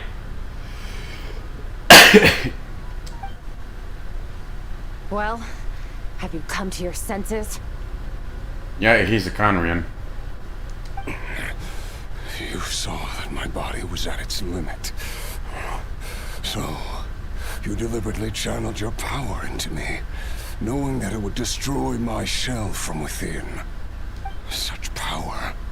Such keen battle instincts. So, you must be. Skirk, Sertologi's disciple. How long has it been? How long has he been away from Tevat? Hundreds of years. Hundreds? Sorry. It's a lot to take in. I should introduce myself. I am Skofnungar, a friend of your master and one of his followers. This is the first time I've heard your name, Skirk. But hundreds of years ago, I knew you existed. And I knew you would come here. Hundreds of years ago? Sounds like you and Master have quite the history. Care to tell us about it? Of course. Might as well take advantage of a clear head while I can. The story starts a long, long time ago. I was born into a noble family in Conria. As the eldest son, I was set to inherit our title. But I contracted an incurable illness as a child, and everyone gave up on me. I trained the sword harder than anyone else, defeated all of my peers. But it was all in vain. When other people looked at me, all I saw in their eyes was pity, or a strange glee in my misfortune.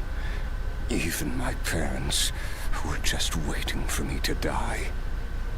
Over time, my heart hardened, and I became aimless. That was the point where I met your master, Sertologi. We were similar in age, but different in background. He was born in prison, the son of criminals who had been sentenced to death. He spent his childhood wandering the streets, facing more criticism than the literary works in the Universitas Magistrorum.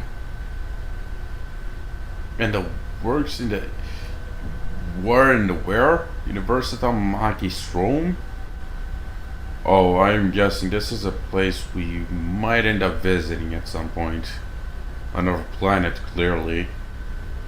Yet, he always wore a smile on his face, as if kindness and malice were one and the same, and he could not see the difference.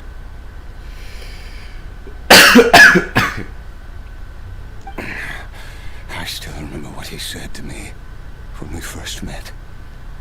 You need to fight to survive.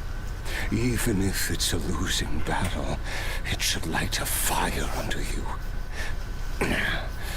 How can you sit back like this and go down without a fight? That does sound like something he would say. He was the first to acknowledge that I was worth something, and he inspired me to keep going. When we sparred together, it was the first time I actually felt the thrill of combat. When I was 10, he stole forbidden research materials and managed to cure my illness. It was like there was nothing in this world he couldn't accomplish. When it came to the human form, he was always intent on pushing the boundaries of possibility. But somewhere along the way, I fell behind. My talents were nothing compared to his, and at some point, I realized he had pulled so far ahead, I was too embarrassed to even ask him to spar. After his grand endeavor was successful, he sought me out and said to me, This planet no longer holds anything of interest to me, so I'm leaving. But first, I have an offer. I can use a power I have just refined to break the curse of immortality for you. Your death was once what we worked so hard to prevent. But the immortality you now face is a different kind of pain altogether. I'll pass. Immortality doesn't sound so bad to me. Since I can't die, it means I have an infinite amount of time to get stronger. Maybe I'll finally catch up to you one day, and we can spar like we used to. Are you sure? I cannot say when I will return. Your body, or rather, your soul, might not be able to withstand this curse. All I can do is try. After all, a wise man once told me, people need to fight for their own survival.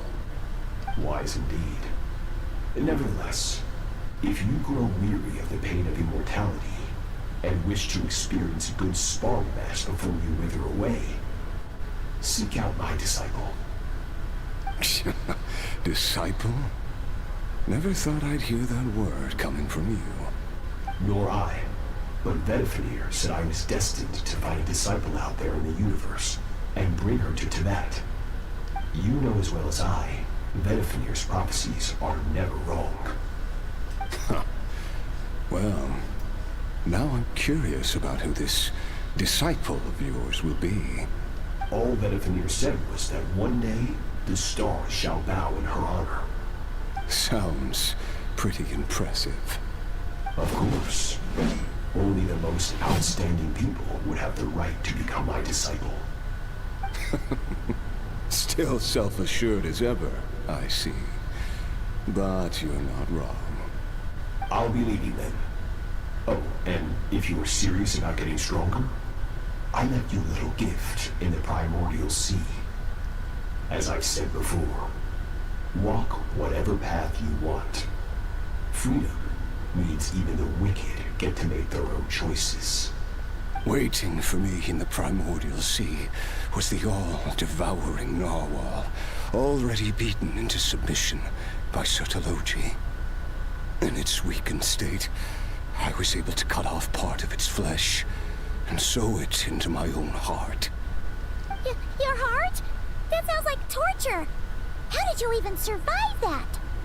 Because, of course, I bear the curse of immortality. So, you used the curse to turn yourself into a vessel for power. Even with that whale's ability, devouring power like that is not something the human body can withstand. With your body and so constantly at the breaking point, it was the curse of immortality that sustained you. But that is not the path to strength. You have to pour your heart into it, work for it, dream of it. Instead, you stole something that didn't belong to you, and it backfired. You're right. I should have known better, but I had already pushed myself to my limits, and he was still miles ahead of me. So I had to take a leap of faith. I miss your master. I miss the days when we were all together, troublemakers without a home. I don't regret the choice I made. But if you'll allow it, I do want to apologize. To both of you. After the beating we just gave you, I think we can call it even. You're an interesting one as well. Sotologi's disciple. That's a lot to live up to. It can't have been an easy experience. I know what he's like. He rules with an iron fist, using despair and fear to force you to catch up to him, all the while standing ever out of reach. We're like mountain climbers in the dark, never knowing how much higher we have to climb, or when we will see the sun again. True. But I made up my mind long ago. No matter how dark it gets, I will not give in to despair. I will overcome it. Besides, after hearing your story, I suspect what Master really wants is not a battle that demands his full strength, but rather a defeat without regrets. Oh? Since you're his friend, you must have some things in common.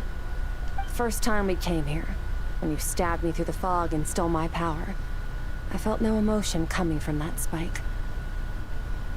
But when you had to devote all your strength fighting me just now, I could feel joy and passion emanating from your blade. It was the joy of a researcher discovering the truth of the world, the joy of an artist uncovering a temple of wonders.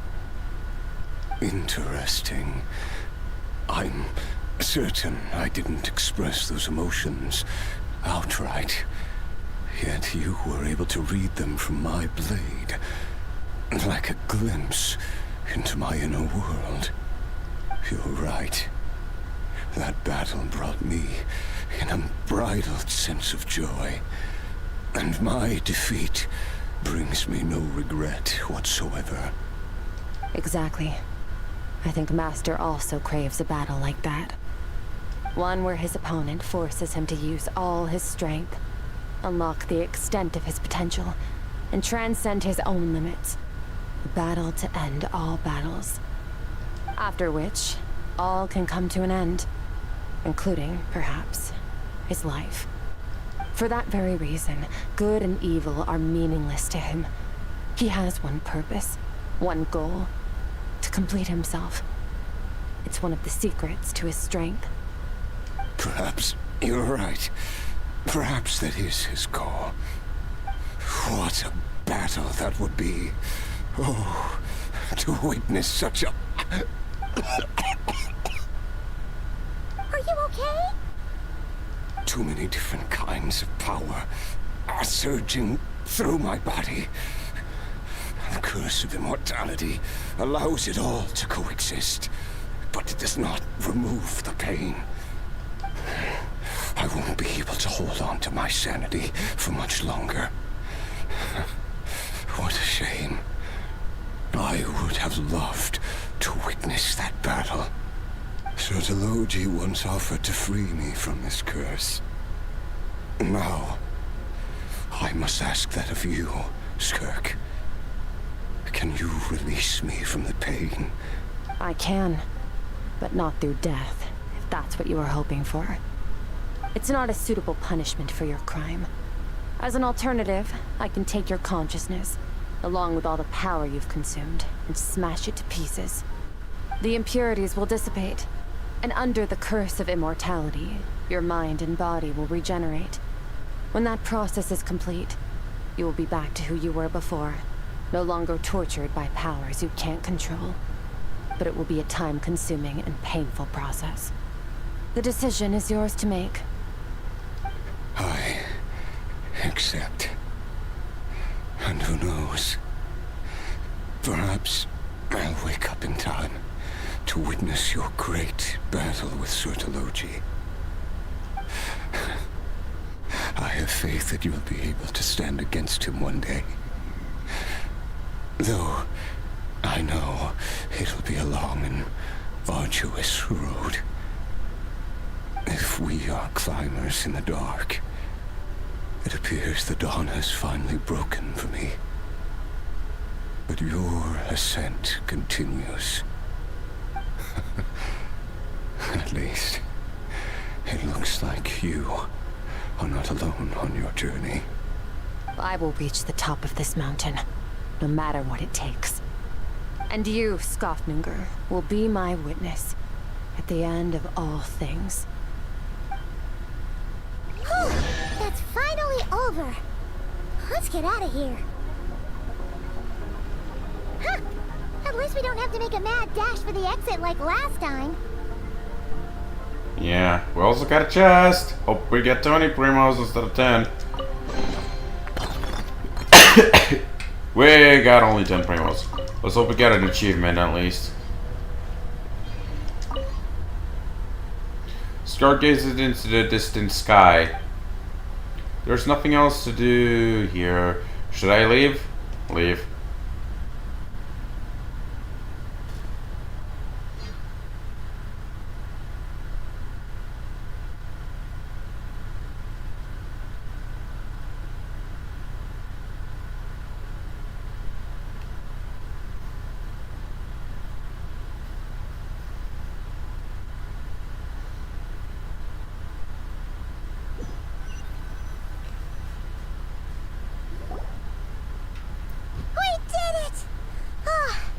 It's only been a few days, but it feels like forever. Once again, we've proved there's nothing we can't overcome. We're just that awesome. I didn't even break a sweat. Wow, you sound even more confident than usual. Guess you really have become stronger. Today sure went by fast. It's night already. Oh wait, that reminds Paimon. The stars you mentioned, the ones that died out, are they back now? Yes. The power Skofnungr stole has been returned. So, the stars have regained their light. Great! Huh, it's crazy that you even noticed their light was gone. There are so many stars in the sky. If a few disappeared, Paimon definitely wouldn't be able to tell. I suppose it's because I have gazed upon this sky for centuries. The false stars, hanging in the meticulously planned sky, glittering with rotten light. It's not real. And yet, it is for that very reason that I can look upon it and enjoy the momentary peace it brings. It's beautiful, I agree. I'd like to see what it's like up there. Even the most beautiful of bubbles has to burst. We will return to the real universe one day, whether of our own volition or not. Time marches ever forward. Even the innocent and naive will taste life's bitterness. Yet through hardship, we grow until we learn to seize the sands of time for ourselves and uncover our true strength. Though we gaze upon a false sky, its vastness and majesty is palpable. One can only wonder, what is it going to take for kindness to reign supreme in the vast expanse of the universe? Ugh, this is all going over Paimon's head. But if she knows one thing, it's that the traveler always finds a way. Ever since we met, he has filled Paimon's days with happiness. No matter how tough things get, he always finds a way to make it better. If it's too big a job for one person, then he'll do it with two. And if two's still not enough, then three. We've met so many amazing friends and accomplished so many amazing things. As long as we don't give up, we can make any wish come true.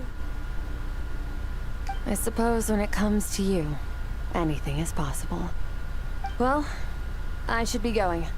Now that my power is no longer isolated from my emotions, I need more practice to get used to it. When will we meet again? I suppose fate will decide. Maybe we'll bump into each other on the street. Or maybe we'll reunite on a different planet entirely. Regardless, reunions and partings are but passing moments. More than anything, I hope that, at the end of this journey, wherever it takes us, we stand in a world reborn. One without war, pain, or forced partings. One where new life can bloom, even where there was once nothing but scorched earth. For this, we must all work to become stronger. Of course, Master. If that's what you want to call me, I won't object. Goodbye. Bye! Bye-bye. Is it just Paimon, or is she being nicer than before? We definitely count as friends after all that, don't you think? Hey, what do you think about camping here tonight? There's nothing quite like sleeping under the stars. Come tomorrow, we can continue our journey. Oh, and since Paimon treated you to that super nice meal at Wanmin Restaurant, it's about time you returned the favor. Hardy, hardy, hardy, har.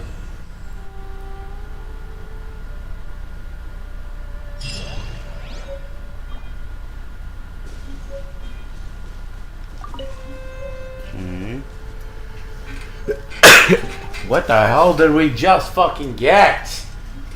How much did we get? Also, okay, did we actually get an achievement? Huh. I wonder. For the case, we got some new shit. We got new furnishing. We got some hydro sigils, and what the hell is this? Training review. After completing Skirk's rigorous training, you and she compiled a summary of your experiences, documenting your relentless efforts and her grueling trials. Further training has ended. Revisiting these records can still yield valuable insights.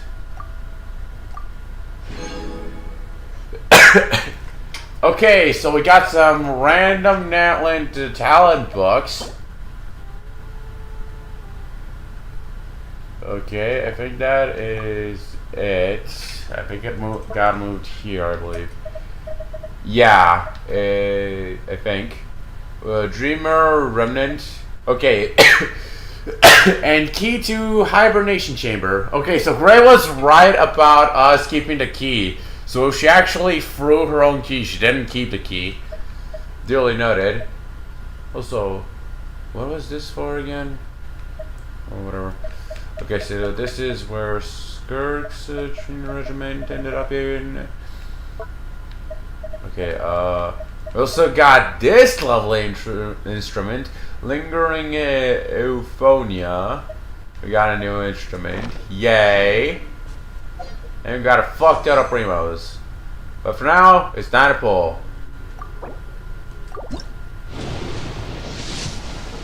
Trash.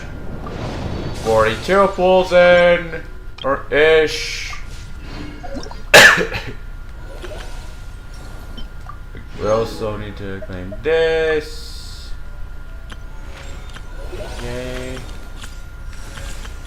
I think we should we should do these traveler anecdotes. Yeah, because our next one is the 30 primo gems, and we're at I don't think we have enough, but whatever. Wait, what about Shiori? I almost forgot about her. Let's see, do we have enough? No, we have to keep farming. But we also have to condense some resin. So yeah, let's do Shiori, then Traveler Anecdotes, then the new event. And god damn it, it's already 10 o'clock. I was hoping we could end the stream a little earlier because I want to play some Skylanders Imaginators and play some of the Sensei realms.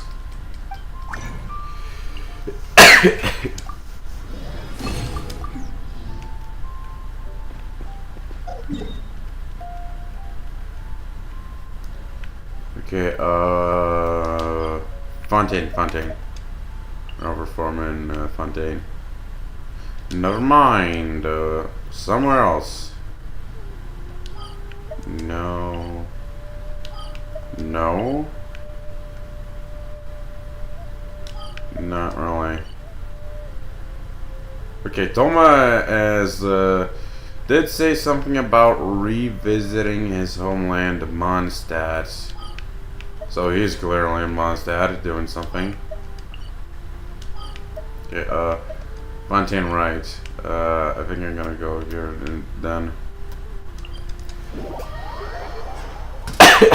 I'd rather fight, if I were to choose between, Abyss Mages and, Hydro Phantasms, I'd rather fight the Phantasms.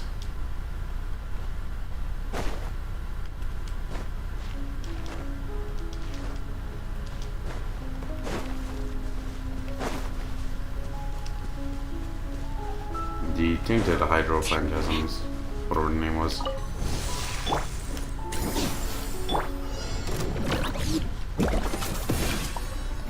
It's nothing.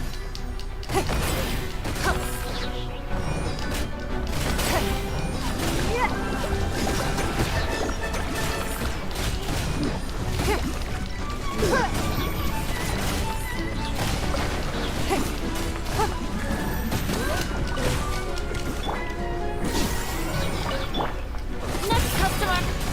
Don't waste my time.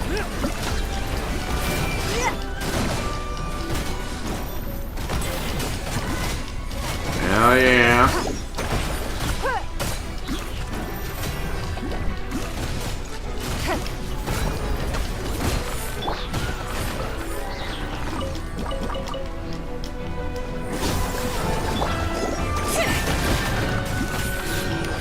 Give up. I like that I have a C6 thing on. I can constantly respawn a skill from time to time. A lot. Don't waste my time. It's nothing.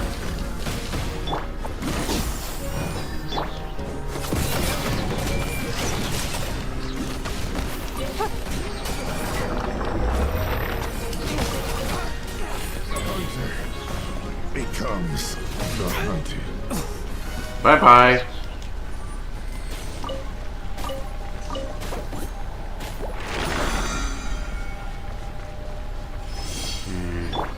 I don't know if we have enough.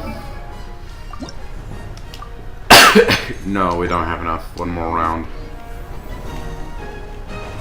Oh wait, there's also the event. I kind of forgot. Yeah, we got some mats. Okay, let's continue on with actually the event. I'll do the character anecdotes later if I don't need to keep farming for cherry, and I'll use the condensed resin I have tomorrow. Since yeah, tomorrow is flea market day, and chores mats will also be available. But the next few days will be Saturday, Sunday, and Monday. What up, boys? Something the matter? Guys. Okay, are they all mute? Itachi, I've tried my best to remain calm, but these reports you keep handing in are useless. Just look at the things you write. Possibly, probably, roughly. How am I supposed to build a mathematical model based on uncertainties? That's I don't have enough time. Not to mention, I'm from Gishar War. How am I supposed to know how to measure the impacts on living organisms? Take fungi as an example. What am I supposed to do with fungi? Do you want me to stick my hands in one's mouth and let it bite me so I can write down something like, that is a surprisingly powerful bite? Darwish, you're from the Amurta Darsha. Back me up here, will you?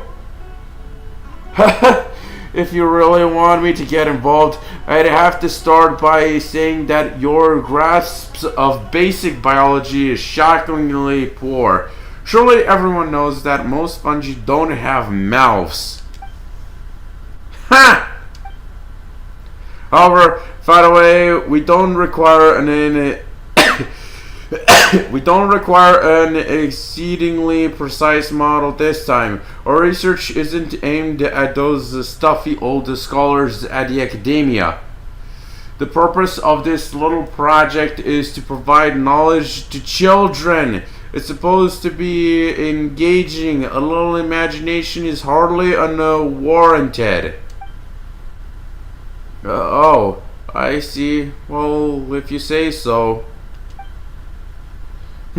Honestly, Faraway, the way you speak to Darwish, you're a whole different person from when you talk to me. Alright. No need to argue. I've pretty much finished everything I was working on, and I've reviewed Tashay's conclusion. Besides, the data can be adjusted once the test has concluded. That's the whole point of testing. Of course. Darwish, clear-headed and organized as always, unlike a certain someone. Indeed. And no, I'm not asking who that certain someone is. Can you two please knock it off? We've got final preparations to make. As you say. Bro, does she has a crush on the slim guy? Bruh. Yeah. I can see what Darsha and each of them are.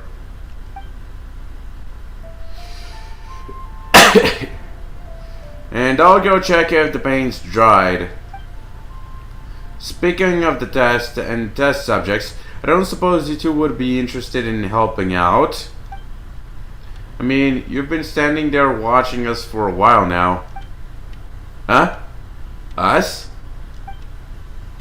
Yes, you. Do you want to take part in our test? You'll get to eat all the fruit you want. Are you asking us to test new varieties of fruit? Sorry, we're only interested in watching those two argue. Don't say that. Make it sound like we're a couple of passing weirdos. Maybe we should hear them out before deciding. If anyone wants to learn more about the fresh fruit, about this project. Such an inquisitive mind. I'm sure your travelers have been blessed by luck. Now let me introduce our research here. How best to explain? How about this? I'll start by asking a question. Let's see. How would you... Who would win in a fight between a sliding stretchy pyrofungus and a rushbollen tiger? The sliding stretchy pyrofungus. The rushbollen tiger, obviously. A sliding rushbollen tiger would win. Not an option. What's a sliding rushbollen tiger anyway? Who asks crazy question like that? Wait, there's more. Who's stronger? A floating animal fungus or an animal slime? Who are the better fighters? The Ermites or Natlan's Saurian warriors? What about the Kairagi? These are the sort of questions that children always ask when we're teaching them. Little minds love asking those sorts of questions. But children like curiosity but childlike curiosity is the foundation of learning. They want to know, and that's why we're doing all this. Observe the companion chat Caper Chronicles, based on genuine real-world deductions. The children can build their own simulations adventure teams, then use them to battle each other. Arashi is researching the effects of diet and environment on all kinds of creatures, while Faraway is constructing the simulated development models. Simulated development? Yes, precisely. I mean, we cannot simply let children freely interact with real-world fungi, ermites, and such. So what do you say? If you can spare the time, come and take part in the test. You'll be helping with my research and gaining valuable academic experience all at once. That does sound good. Does it, traveler? Alright then, wise old Paimon. Could do with some academic experience. Don't you make fun of Paimon! Paimon's very smart. She'll have you know, and soon she'll be even smarter. Let's go do some research. You're more than welcome to help out, traveler. Of course. Do so is Paimon. A sage in the making if I ever saw one. Just let me know when you want to give it a go, and I'll run you through our simulated development roles.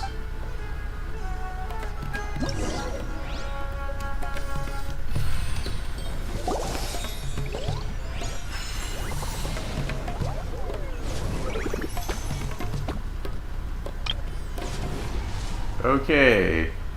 Fruity Supplement Survey. Companion Keeper Chronicles. Let's do Fruity Supplement Survey. Mushing of the Brain-Itching Courtyard. Complete a stage, and eat 5 tricolor fruit jellies.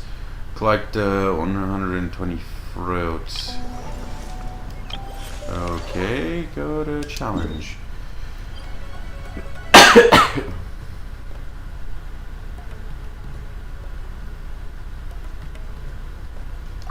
Okay, so it's right in front of us. Oh, they also set up a stall, the guys. Okay. Fruity Supplement Survey. Let us begin.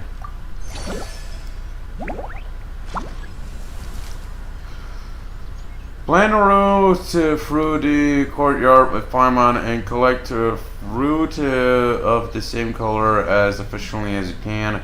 Using Paimon, the fruit picked as your straight point. Choose an adjacent fruit to the same type in 8 directions or other selectable targets to connect them, thus creating a fruit picking path. Once you press move, Paimon will follow this path to collect fruits to interact with the selectable targets. For every 10, 20, 30 targets collected, interacted with, or removed in a single collection route planning instance, a tricolor fruit jelly will be created at a random position on the map. If your planned route passes through the red square that continues the tricolor fruit jelly, you can select a fruit of any color with which to continue the collection process. This can be used only once per challenge. Once used all on a field, fruit will have their types reset. Fruit that has been reset will not count towards stage collection progress. Kind of reminds me of that one game called Best Fiends where you interact with bugs to defeat evil slugs. But yeah, because I played Best Fiends, I believe the game was called, I know how to navigate. Nom nom nom nom nom nom nom nom.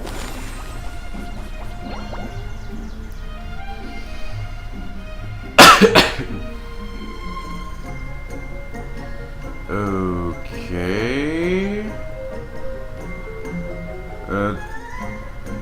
I don't think I can switch. Yeah. But I do have an idea.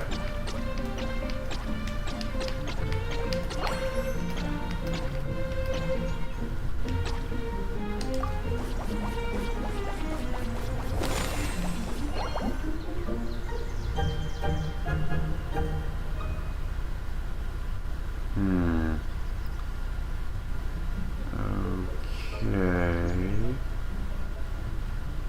I got a rough idea.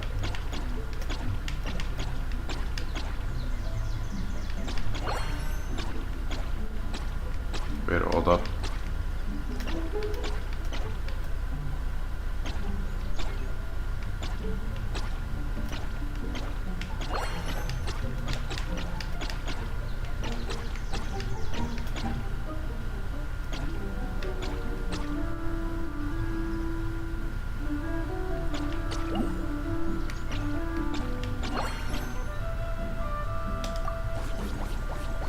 There we go.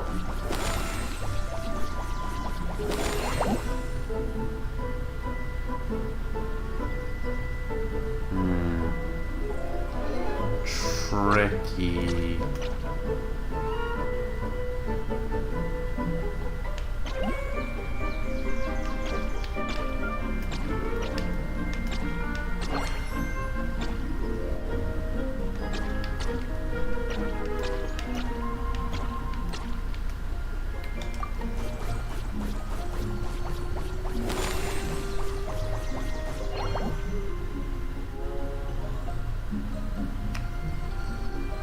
Yeah, this is definitely going to the short section.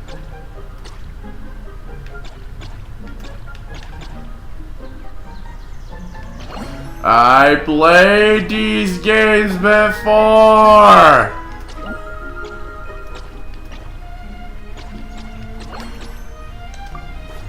Though the only issue is that we have high mounted guide instead of like touchscreen shit.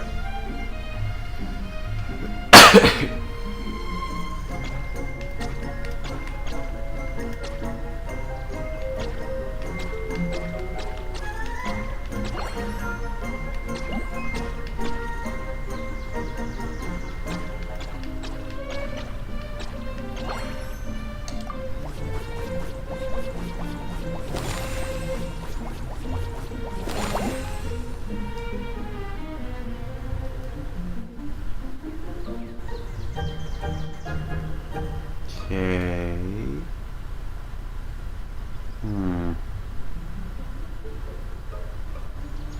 Oh, got it.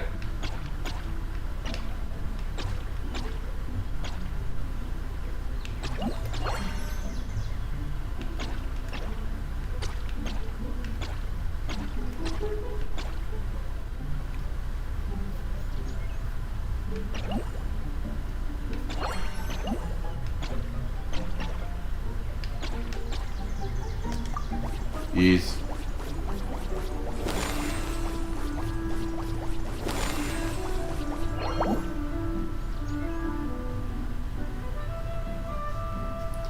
Okay, when does all this end? How does this end?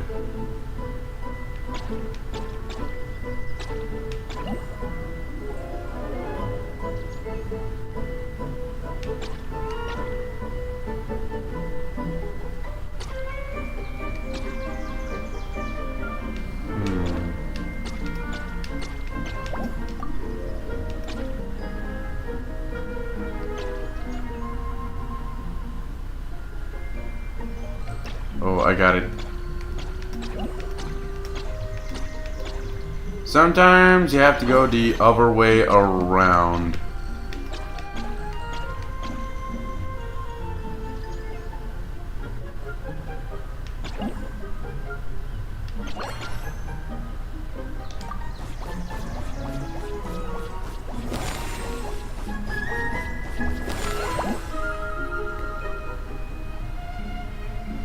Already met the fruit quota and so on and so forth.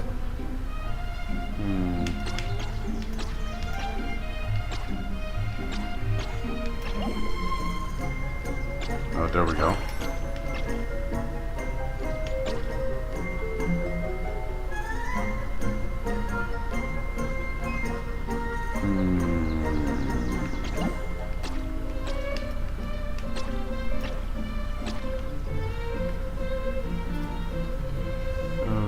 Okay.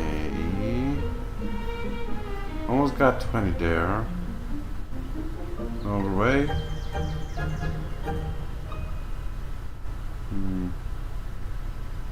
Yeah, I don't think so.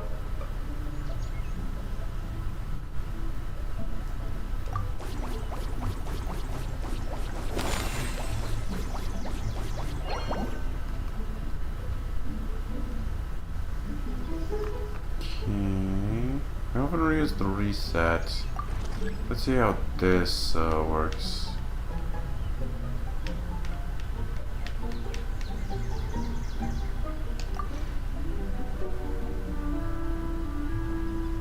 Okay. The fruit's not in such a good position. But collecting it, it's better than nothing. Or... no wait, we're at our last turn. Screw it.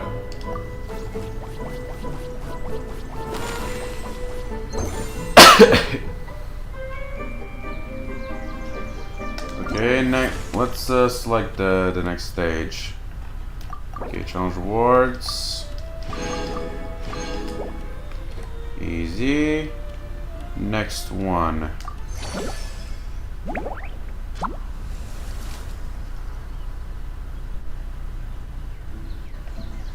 Okay. Red again.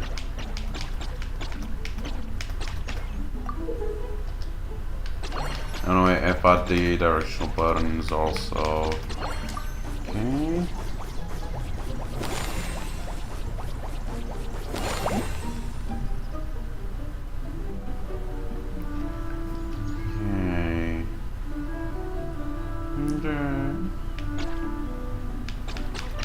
No other choice.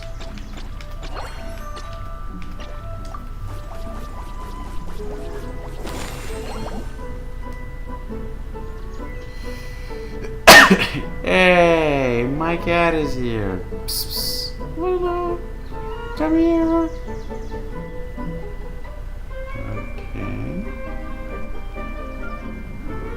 Okay, let's see here. A lot of green fruits.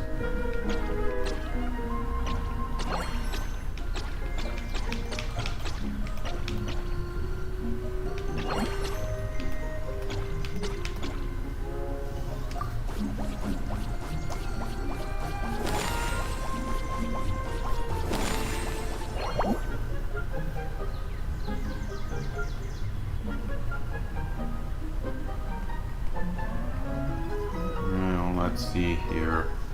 Sorry if I'm AFKing, micromanaging a little here. Guardian gels.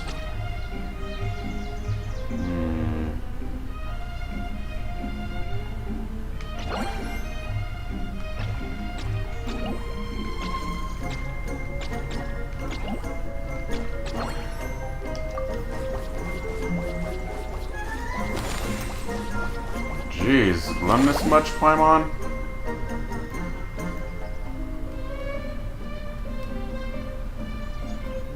Okay.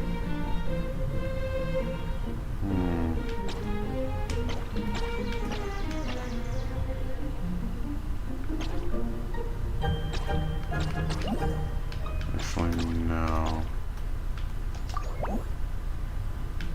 Let's start on Nero.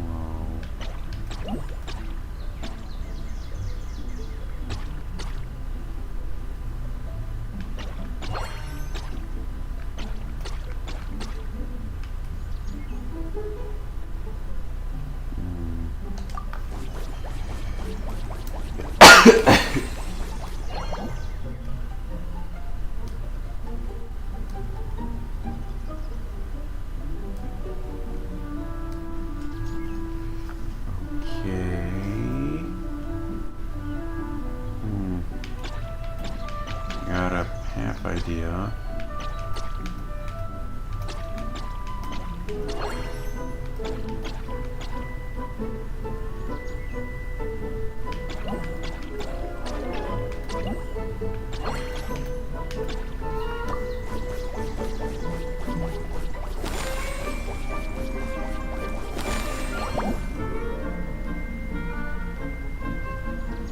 Too easy. Okay, now I am in trouble. Whoops. Yeah, oh no, wait. I'm not stuck.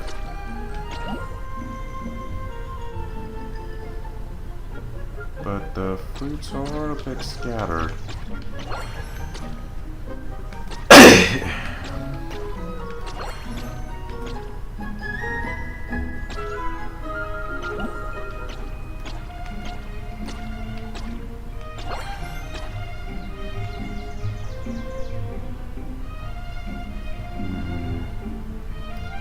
Yeah, this is as far as I can get.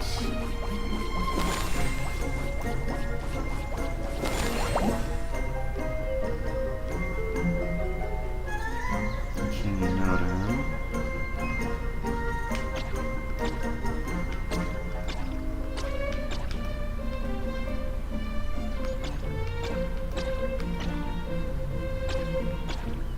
No, wait.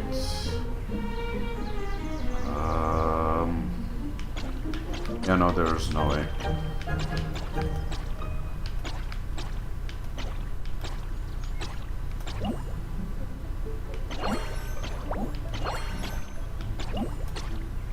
This.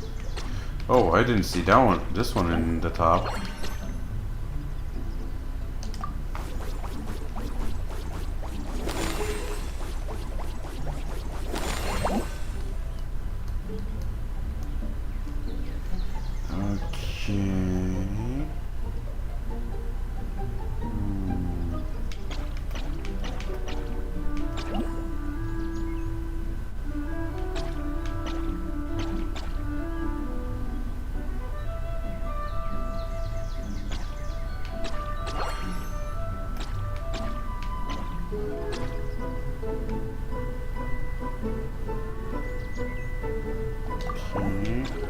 What if we change here? No.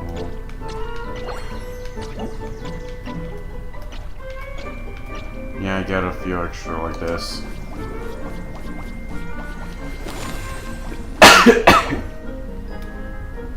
And I keep piling up the green ones.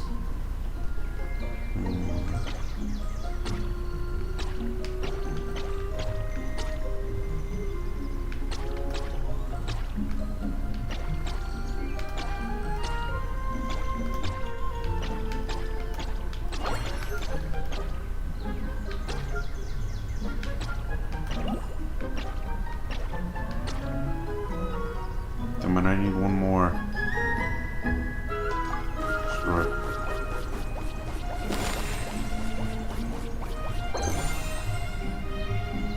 Huh. Okay. Now what I needed. Change wards. keep at it? No. Okay, 2 more days. So on Monday I'll be completing the entire event. Whatever the case, let's see the other event. Okay, we also have this. I don't have enough invite settles. Okay. Oh, we have to complete another quest. But before we do that, time and up ball.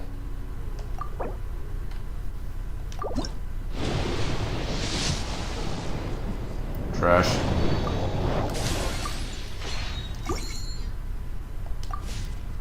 $43, I believe. Right. Wait, you're not the character I'm supposed to talk with? As this is a task assigned by a senior, I can't afford to drop the ball. Oh, you're one of the testers. Well, why are you coming closer? Is this too close for you? I can leave if you'd like. Oh no, that's not what I meant. But thank you for for your understanding. Who am I supposed to talk to? Oh, him. Hey, Darwish. So ready to learn about the Champion Caper Chronicles? Yes, let's begin. Alright then, let me just set up the map and the game board. Ooh, been a while since I heard that tune. Bum bum bum bum bum.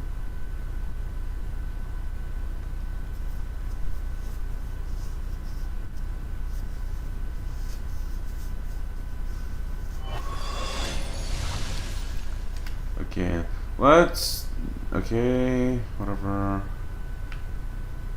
Open the companion piece shop.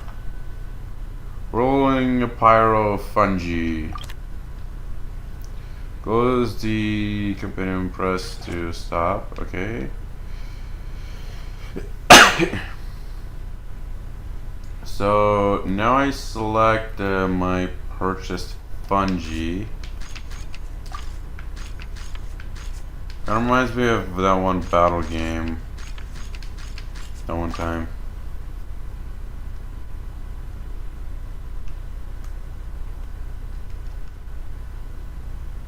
Okay, open the companion piece shop. Virtual companion piece shop. Record one companion game piece. Okay.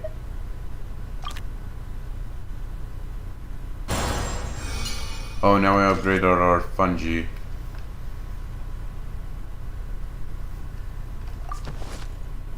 Equipment store. Place the equipment on your companion piece to equip it. Close the equipment inventory.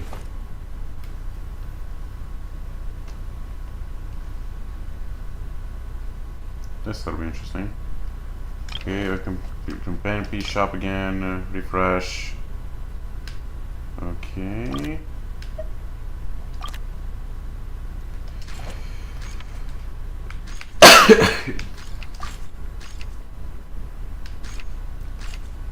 Okay. Check species, features, effects. Our companion piece max HP is increased by 20%. Your companion piece max HP is increased by 30%, and their damage dealt. Okay, is additionally increased by 4% of their max HP. Your companion piece max HP is increased. Okay, so the more fungi I place. Okay, hold to dismiss piece. Okay.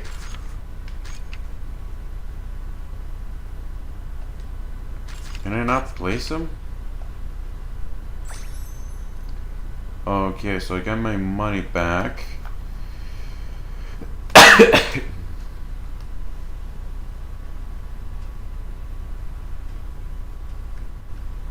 Okay, start battle.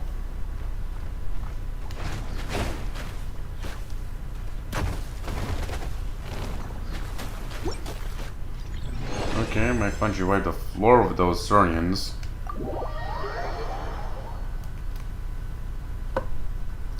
Too bad this event doesn't have voiced characters. Could have been very useful right now.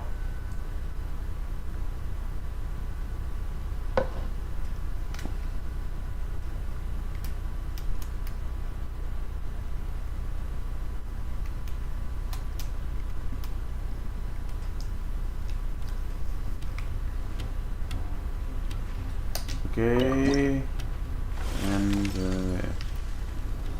not yet unlocked, it's much for 2 days.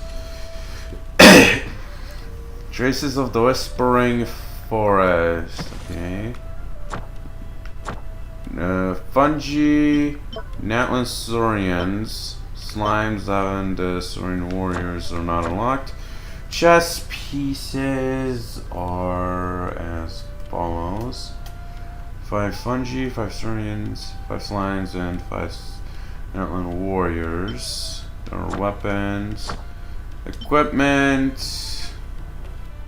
Fungal Banner of Recognition. Saurian Banner of Recognition. Okay, weapons. Item Advanced Piece Replication. I'm guessing some of these are upgraded versions. Not yet unlocked. Except after 2 days. Okay. Secret treasures. I guess we'll learn about these later. Rolls. Don't care. We'll learn while we play.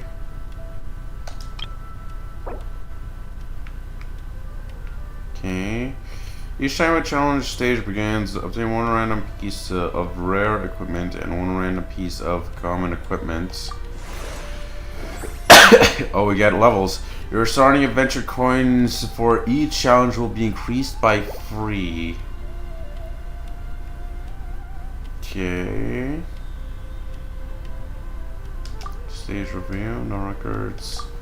Let's begin.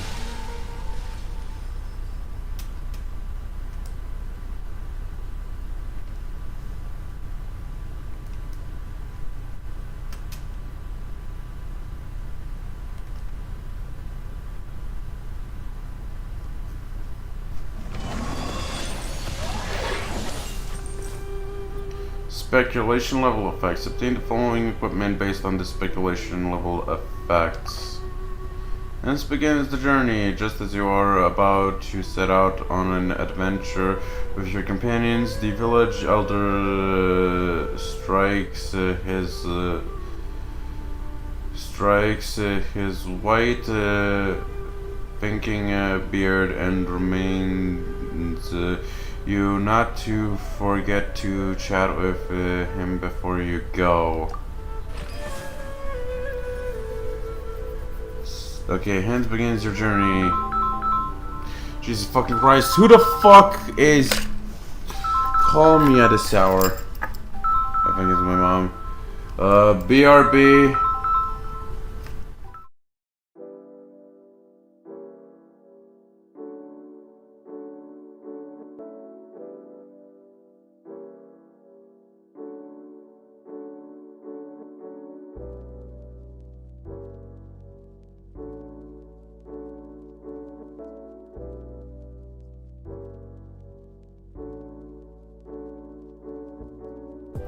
Okay, and I'm back.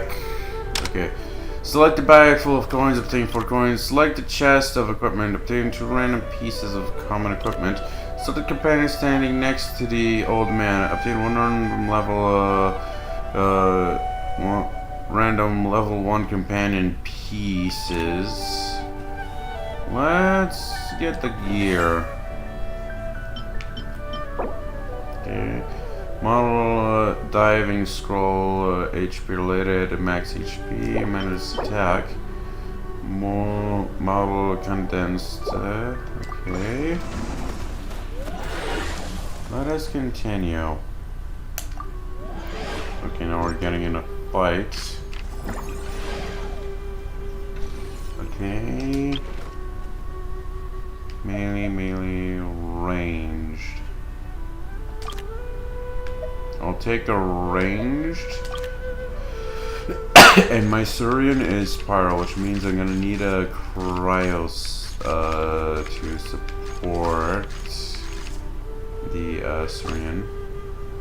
Oh, no wait, I actually get increased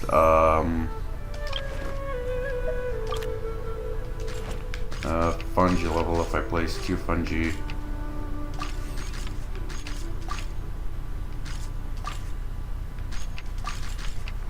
Yes, if I repeat the strategy. Oh yeah, we also got these. Okay. When HP is above 80%, attack is increased by 50. And this one says, it gives attack plus for everything. Okay, might as well increase his HP and give the rest to the Cryofungi. Let us begin. He's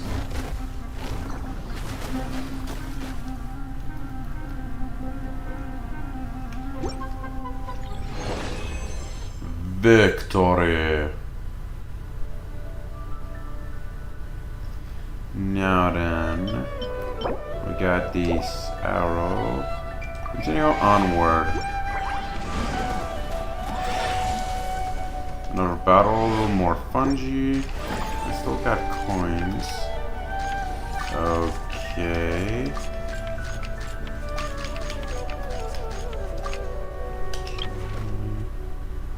Animal fungus. Let's add a Surian.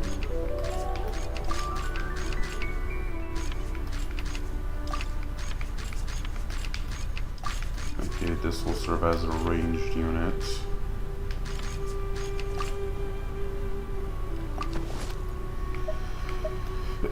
Okay, and yeah, a lot of attack. Let's give it to our Surian. Also, let's move this also to the Surian. And I'll move this to the fungi.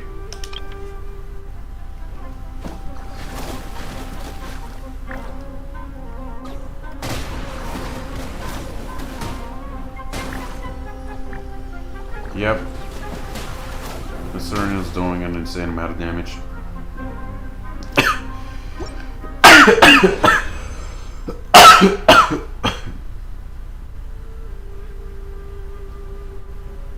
GG.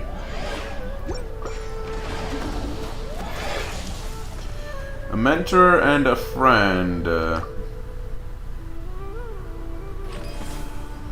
Okay, obtain 2 random levels, 1 fungus pieces. Random level 1 fungus pieces. A 20 piece replicator. Replicates a designated companion piece to produce a level 1 copy of the original piece. I'd already used this so I can add to my Surian. My ranged unit.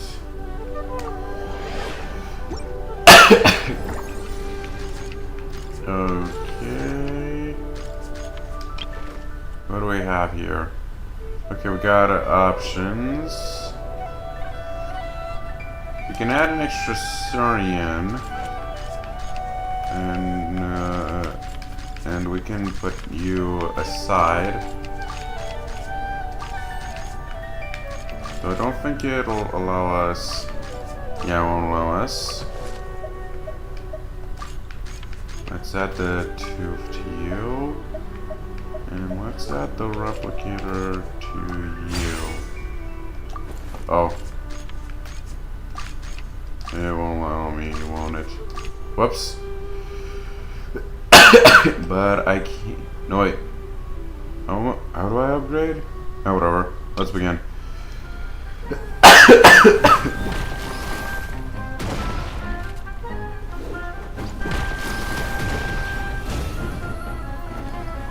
Easy.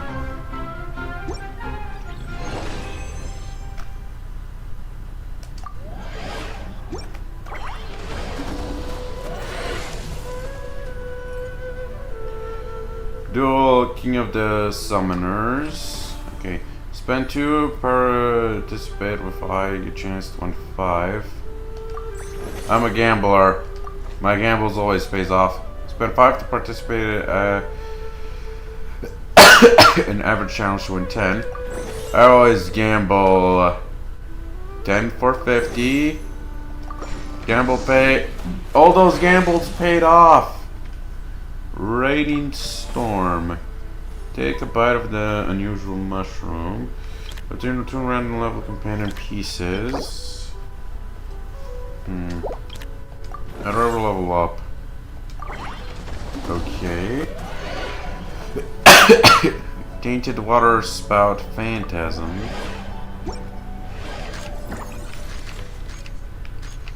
Okay. How do I level up?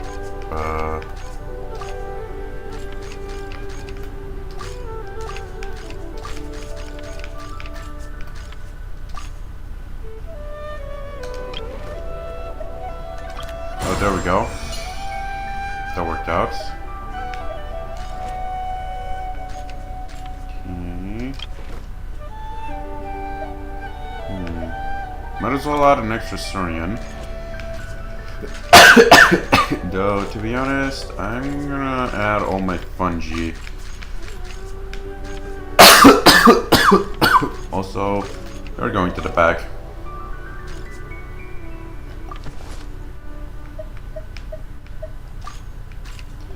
Add this to you. What does this do? Oh, plus some extra attack.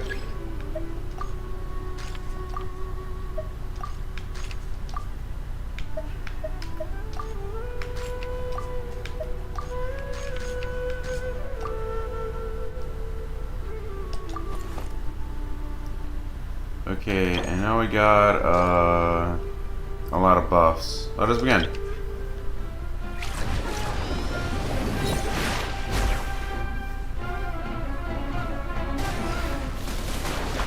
Not doing much damage. Also, my fungi are tanking this.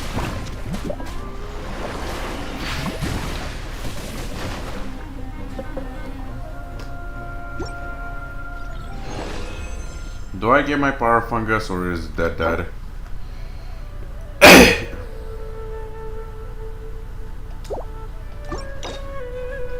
Okay, wolf breeds wolf.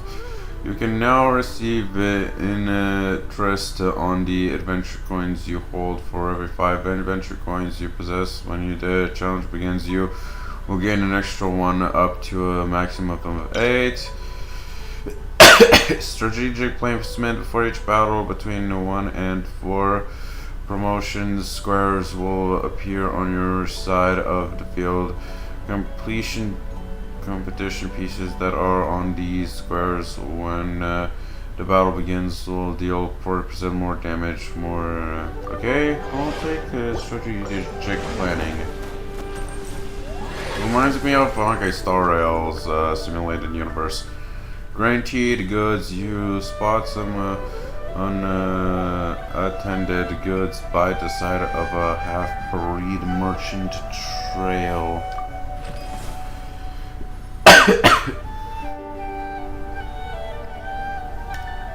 Claim the goods. In each skirmish, unclaimed goods will appear at random positions in the alley board.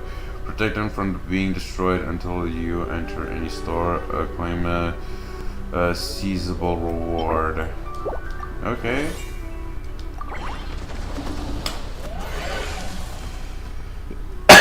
And now we're getting attacked by bandits.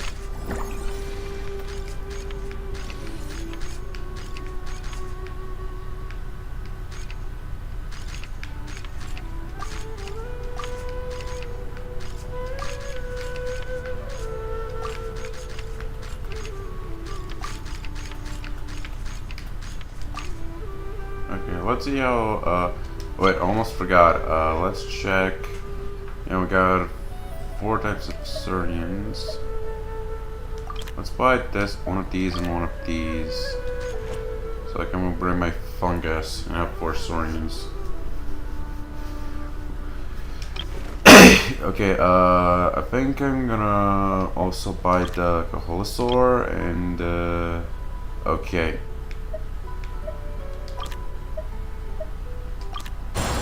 Okay, I managed to level him up. Yeah. Also, when will I increase the amount of saurians I can have? Because, yeah, I see, Tibetlosaur here. I can get, like, 5 buffs. Okay, I'll reset once. I have enough for another level up. Now my saurians are stronger.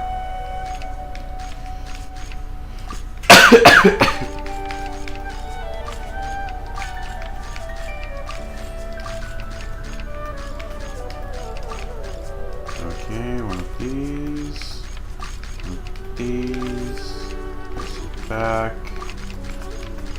And grab you while I'm at it. Place you here. Place you here. Place you here. And place you here as a support.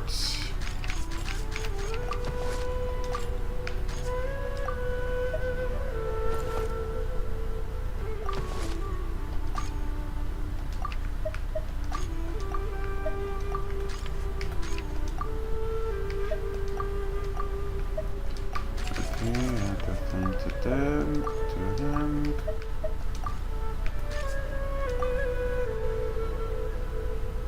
Okay. And let us begin.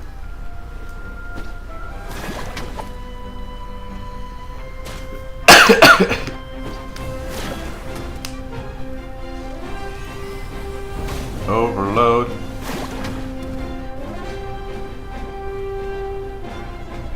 I did a lot of leveling up. Okay. Underground Merchant Society. You submit your membership request. Once you have 30 adventure coins, you can gain your certificate and officially join the Underground Merchant Society. When you do, you'll obtain a random banner of recognition and upgrade the equipment shop. Okay, now I got choices. Rainforest Trial, okay, we got Pyro or Hydro. I'm gonna go with the Hydro one. No wait, the Hydro one is actually risky. Damn it.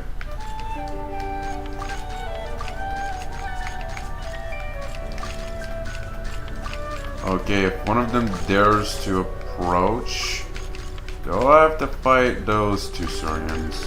Well, these 2 will stay like this. Alright, can we upgrade? Yep.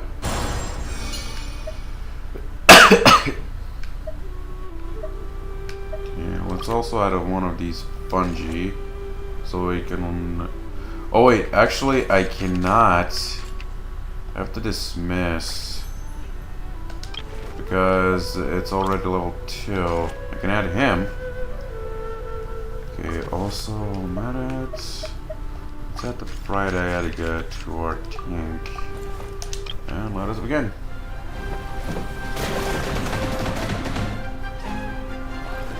And we got almost all the control source.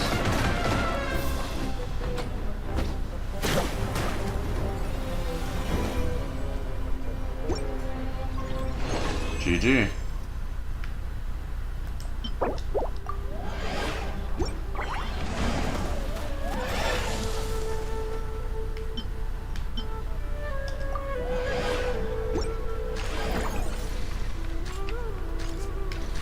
Okay.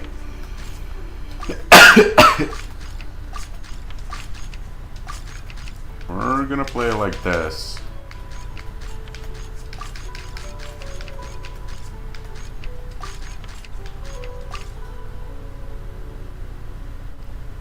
Okay, do we have any items?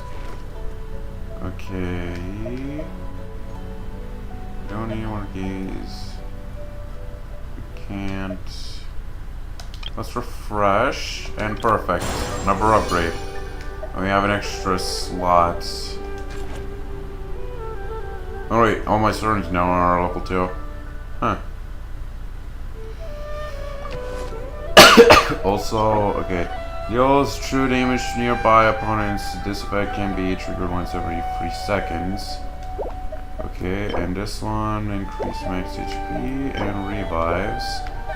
So instead, let's do this. Add this to the Kahosor.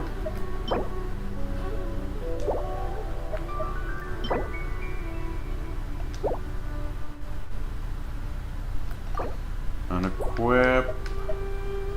No wait, I wanted this on him.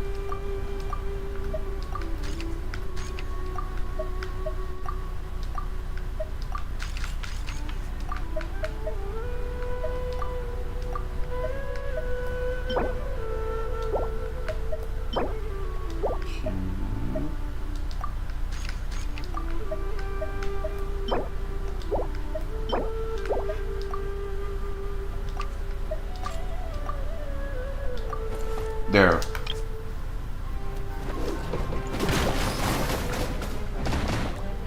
Okay, our tanker is dead, but theirs is too. But we still have the upper hand.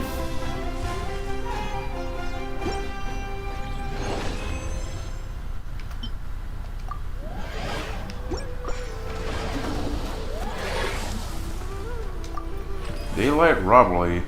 Steal once, high chance to obtain 4, but if your scavenger fails, you will enter combat. Let's see here. Oh. Okay. I can steal more? Okay. Why not?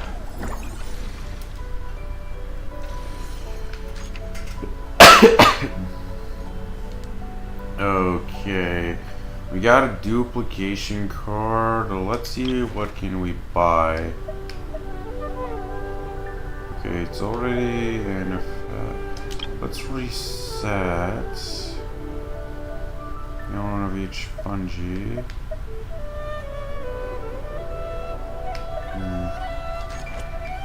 Screw it. Okay, but let's play it defensively. I'm guessing the red zone is somewhere we're not allowed to place.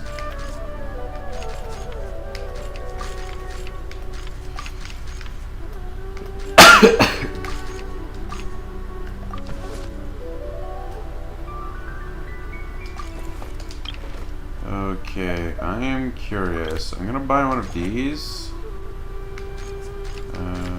Dismiss him, since we kinda don't need him. And use this card on him.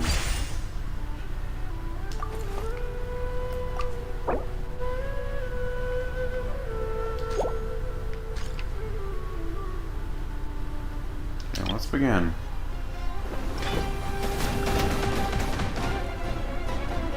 Okay, our merchandise is almost destroyed. And it's gone. Right. Why was it left in front of the enemy?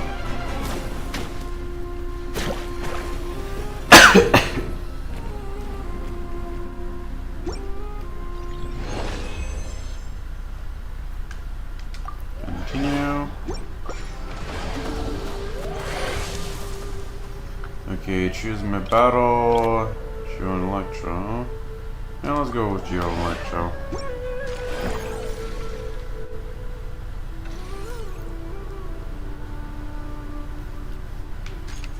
Okay, okay. We got a level 2. Refresh. Another one. But we'd need like 3 of them. Okay, I think I'm gonna start dismissing fungi.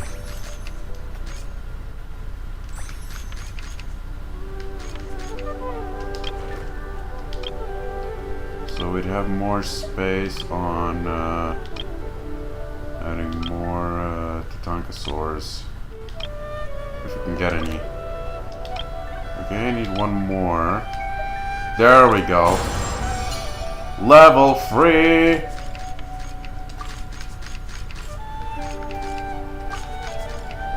Bitch ass tanker.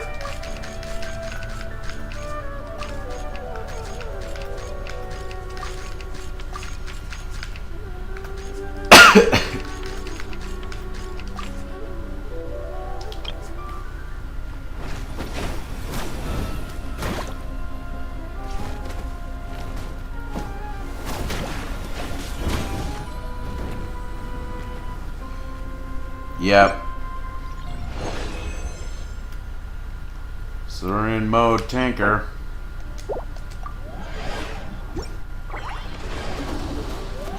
How much better do I have? It's a max. You can buy a variety of model equipment during equipment shop events. This can be used to strengthen your companion pieces. As the adventure proceeds, the shop will likely stock higher quality equipment. What does the sweet madame do?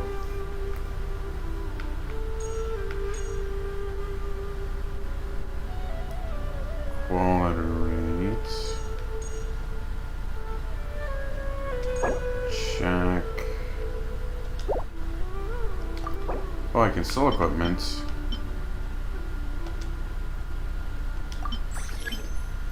I should probably sell these since I don't use them. Don't see anything of interest.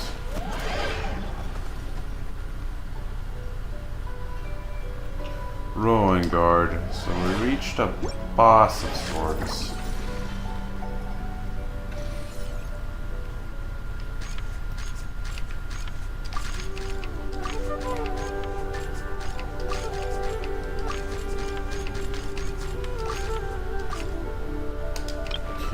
Can we buy any upgrades? Not really. Let's equip this to whoever is currently without. And begin.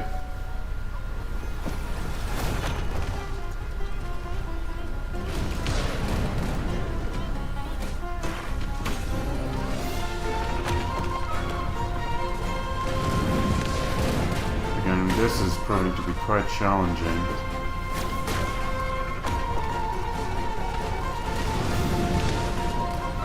Okay, we got one ruin guard. The Kaholasaur, and we bought enough time for the rest to be ready to fight it solo again.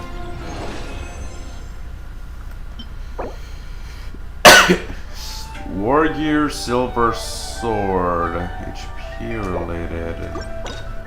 Okay.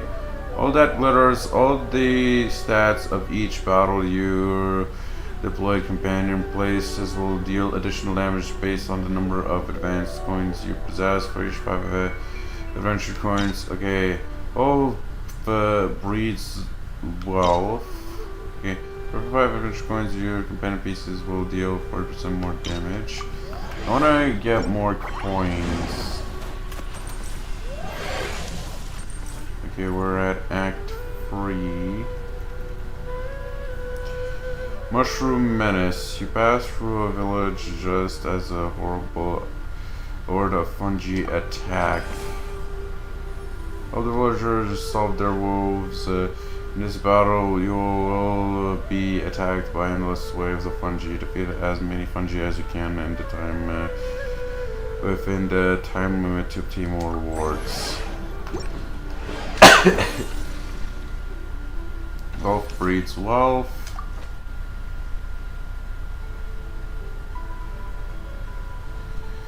Okay, so the strategic spots are around here.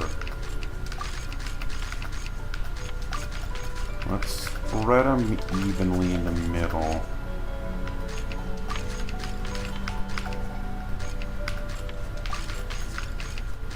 Kind of like this. Okay, let's upgrade this again. Holosaurs are welcome. Let's save some coins for getting more coins. Okay, well that's not good.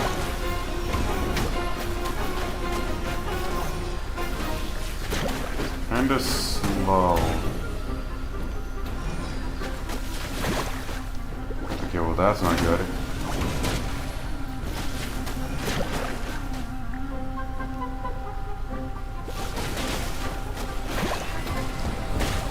One death. Placement wasn't good, apparently. But they're tanking.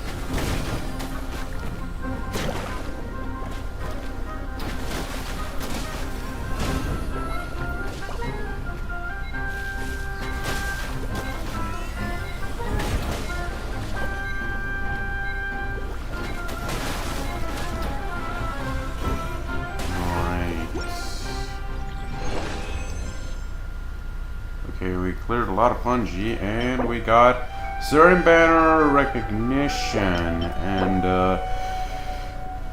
item piece replicator. Okay.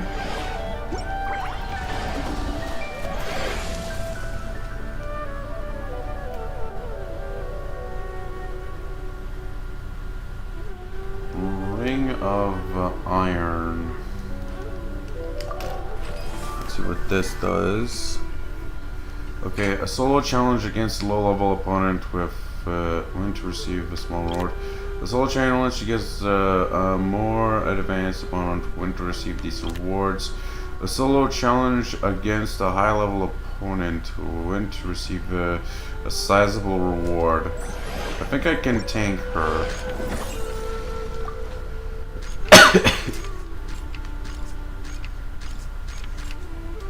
I'm sending my tank through and through.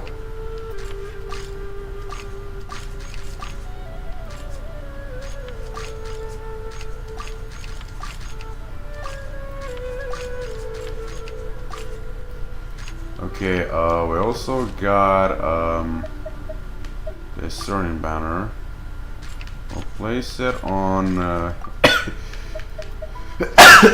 this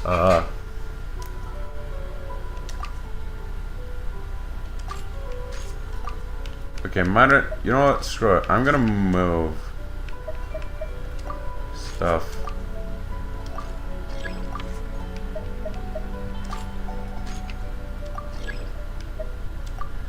Okay, what did the sword do? Every time HP is restored, decreases nearby opponent's death by 10% max force stacks. Okay.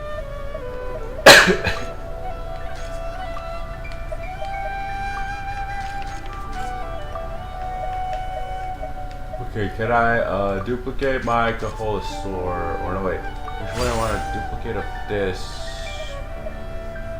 Saurian. Okay, let's see. Can we get another? Okay, we got another Yunkasaur. Let's begin.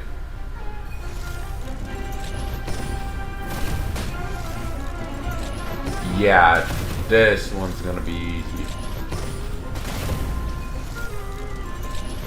My Donkasaur is built to tank and outlast. You're dead. One more hit, actually. GG. That was an easy 1v1. And Fungi Banner of Recognition. For all deployed abandoned pieces. This effect applied once, no matter how many pieces. Okay, whatever. Shadow in the night. While setting it up camp, your adventure companions were visited by some uninvited guests.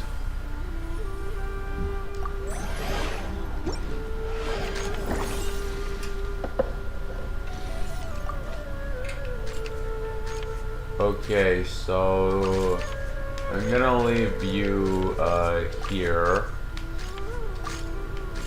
You know, I'm gonna leave here. I'm gonna leave here, and I don't know how you're gonna survive, but I'm gonna leave you here. Let's see here. Can I got yep. Need one more. One more?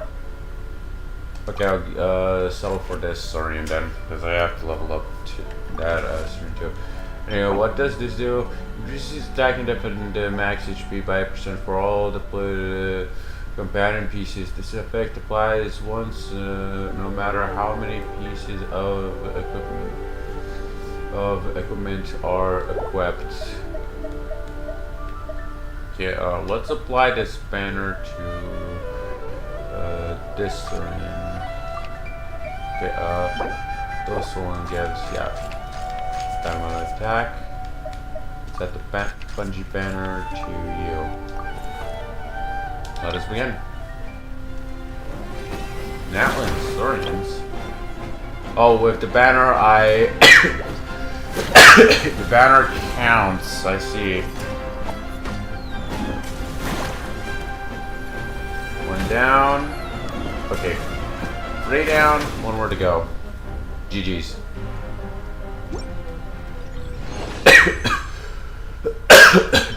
What we got here?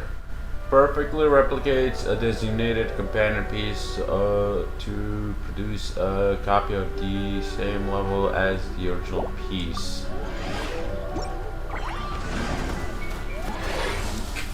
Okay. Deadly Skirmish. How long can I do this for is the question. Okay, we got discard. I'm gonna apply it on this guy. Yeah, that worked. That means I can dismiss you.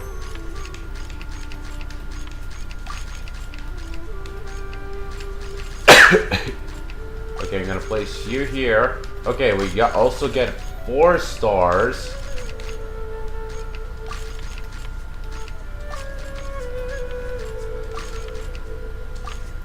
Okay, they're setting their sights on them. Let us begin like this. We're good. So, question is, how will it go? An unknown error has occurred. Okay, that was a lot of damage. We got rid of their tanker, but I also lost my tank, but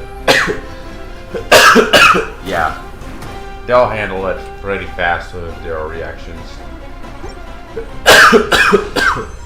Victory! Another replicator.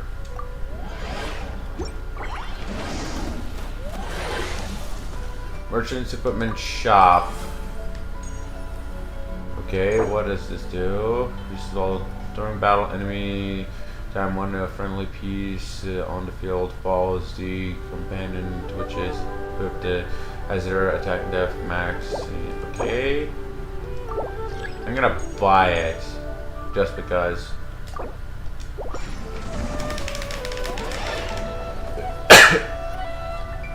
Pyro has an advantage. Frost Arm Lawachurl. Okay, he's not targeting my tanker.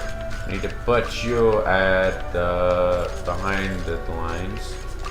Need you in the middle to attract his line of fire. I'm gonna place you here, and you are good.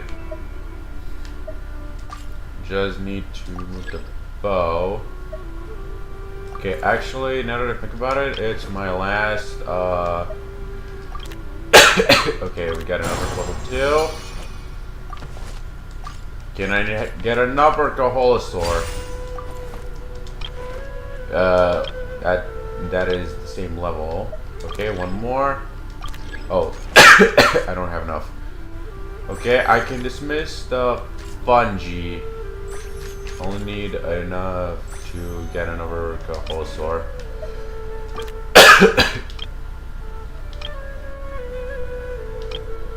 Come on, I only need... there we go. Level 3.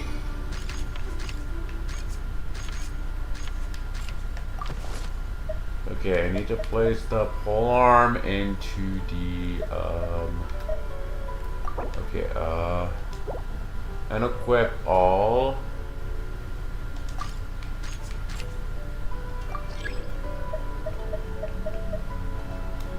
Yeah, let's, unequip all. So I'm gonna add this here. This one I'll add here. Okay, what does this sword do? Every HP is restored. Okay. Because I added egg to him. Add the spear to the Fukusaur. Alongside the bow. Alright, he already has a bow. Okay, so let's add. Okay, what does the Fukusaur HP is restored? Okay, let's actually move it to him and add the Claymore to the Tatankasaur.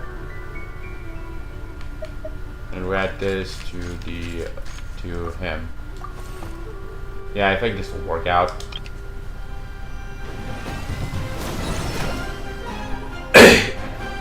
Okay, this is looking nuts.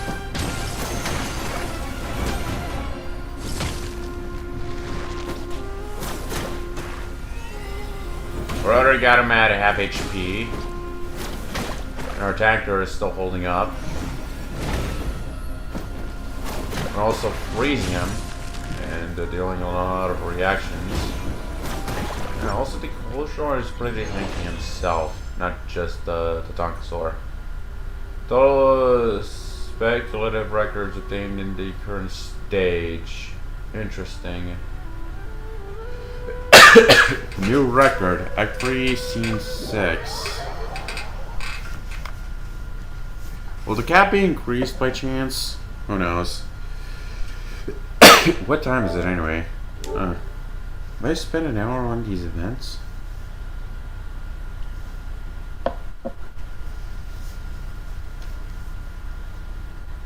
The one where Paimon is collecting fruit is shorter than this one.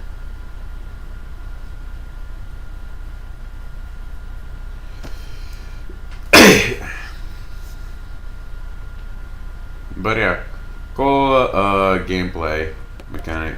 Cool mechanic.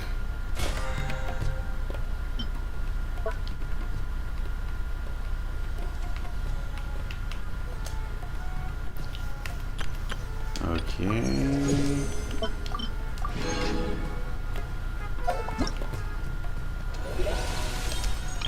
Invite character. Whoa, they forgot to add the cap. Did that one event? We got 70. Okay. 70. Okay. 140. 210 primos? No, I'm not in the mood for it. Go up. Okay, let's check. Clear Act 1, level up companion pieces a total of 4 times. 60, around 180 primo gems. Doing this. Okay. This one will unlock in 2 days. Giving most more content and such. Okay, what happens if I reach... okay, I can't reach 7K. what else? Alright, enhance. Straight max line is increased by 1.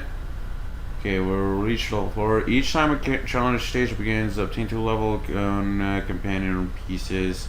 Companion pieces can equip 1 extra piece of equipment. This, okay. This one is level 5 is very useful, and the rest of the levels are not yet available.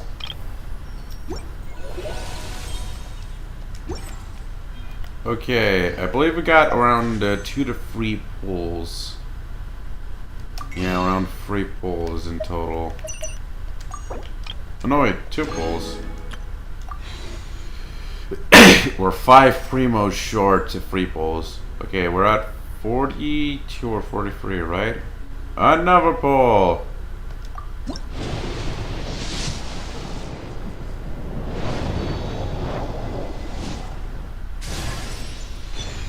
Bruh. Okay. Another. Trash. Okay, shop.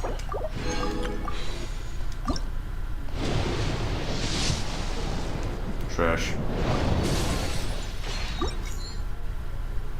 Yeah. Still die less. Okay, let's see here. Let's do the rest of the Traveler's anecdotes. Wait. First things first, let's see if we have enough to... Yep. That worked out. You meant to give me all the bats I needed to max out Shuri. Now we focus on artifacts, because I need to... Because this is the only sands I currently have. And I need to upgrade some of the artifacts here and there. And weapon. Actually is... No, it's not active. I need to upgrade some bar spine at some point. Max that out for Chori. Okay, for now, let's go to Mondstadt because we saw Toma here. Okay, any other traveler anecdotes? I know there's a lot of Inazuma and Fontaine. Yeah, one is here with Mizuki.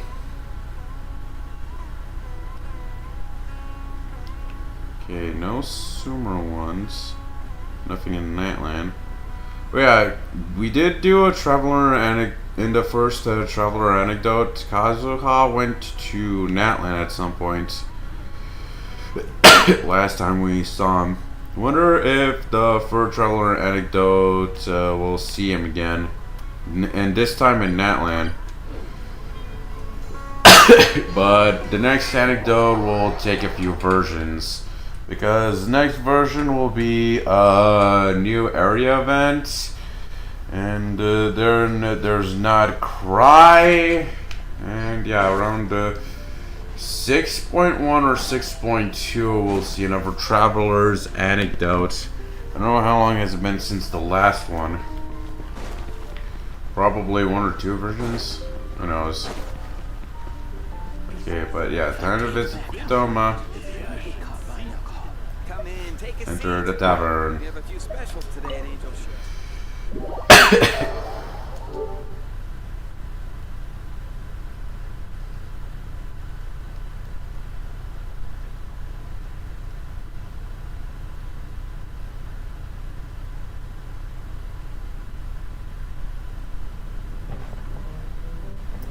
Where's Toma? Toma? Oh, I think he's upstairs. Yep, he's upstairs. And Captain Kai is here. Let's hope Kai is not mute as Toma this time. I know Toma's mute. Ha! You're absolutely right. Nothing beats Mondstadt's dandelion wine. And Kai is still mute. It's your long awaited homecoming, so drink up! Make the most of it. Oh, and while the apple, cinder, and dandelion wine here are stellar, I must also recommend the cocktails. Death Afternoon is a personal favorite. Sound advice, Sir Kaya. Let me see. Oh, Traveler! Can't believe we actually did run into each other here. Welcome back to Mondstadt. I'd say being in Mondstadt agrees with you.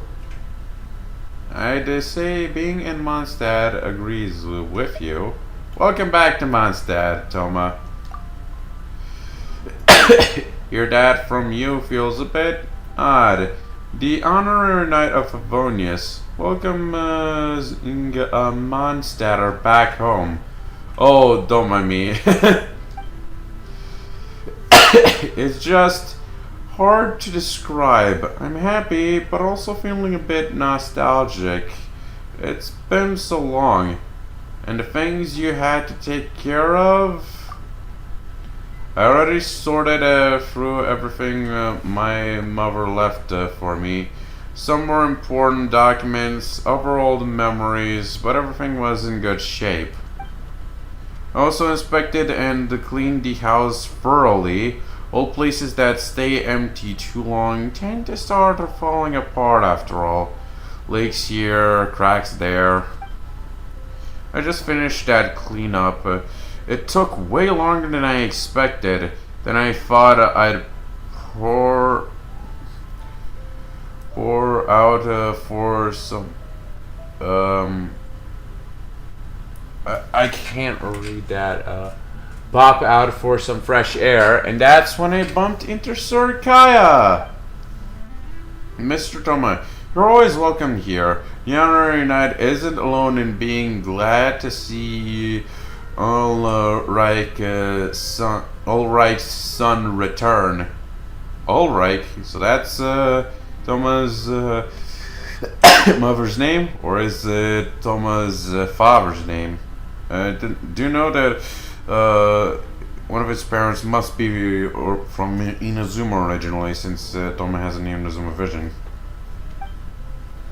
I'm sure you feel the same. Absolutely. Be sure to come back when you get the chance. Thank you both. Honestly, if I hadn't run into Sir Kaya, I'd have struggled to even begin catching up on everything that's changed here. Think nothing of it. Ulrich joined the Knights of Favonius before me, and it's my pleasure to assist her family. Besides, I'm rather enjoying my time with you. Hearing Mondstadter's first-hand account of Inazuma beats learning about it from reports any day. If you're interested in hearing more, maybe we can exchange addresses. There's a lot of things that can't be explained in a few words over drinks. Gladly. Just address your letters to the Knights of Favonius and on your end. And on your end, you can send them to the Yashiro Commission in Inazuma. Only half a day back home, and I've run into an old friend, and met a new one who even knows my family. That's too much good fortune not to toast. Cheers! Oh, Death Afternoon. Now that's strong stuff.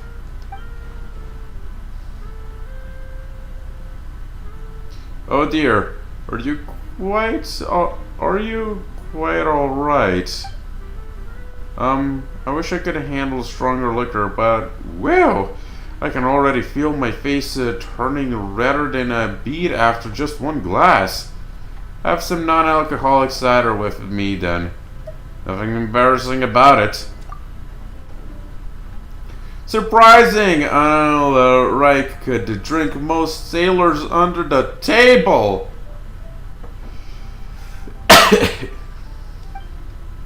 Yeah, I remember tagging along with her to Knights of Favonius along with her to Knights of Favonia's headquarters. They were right here at the Angel Share.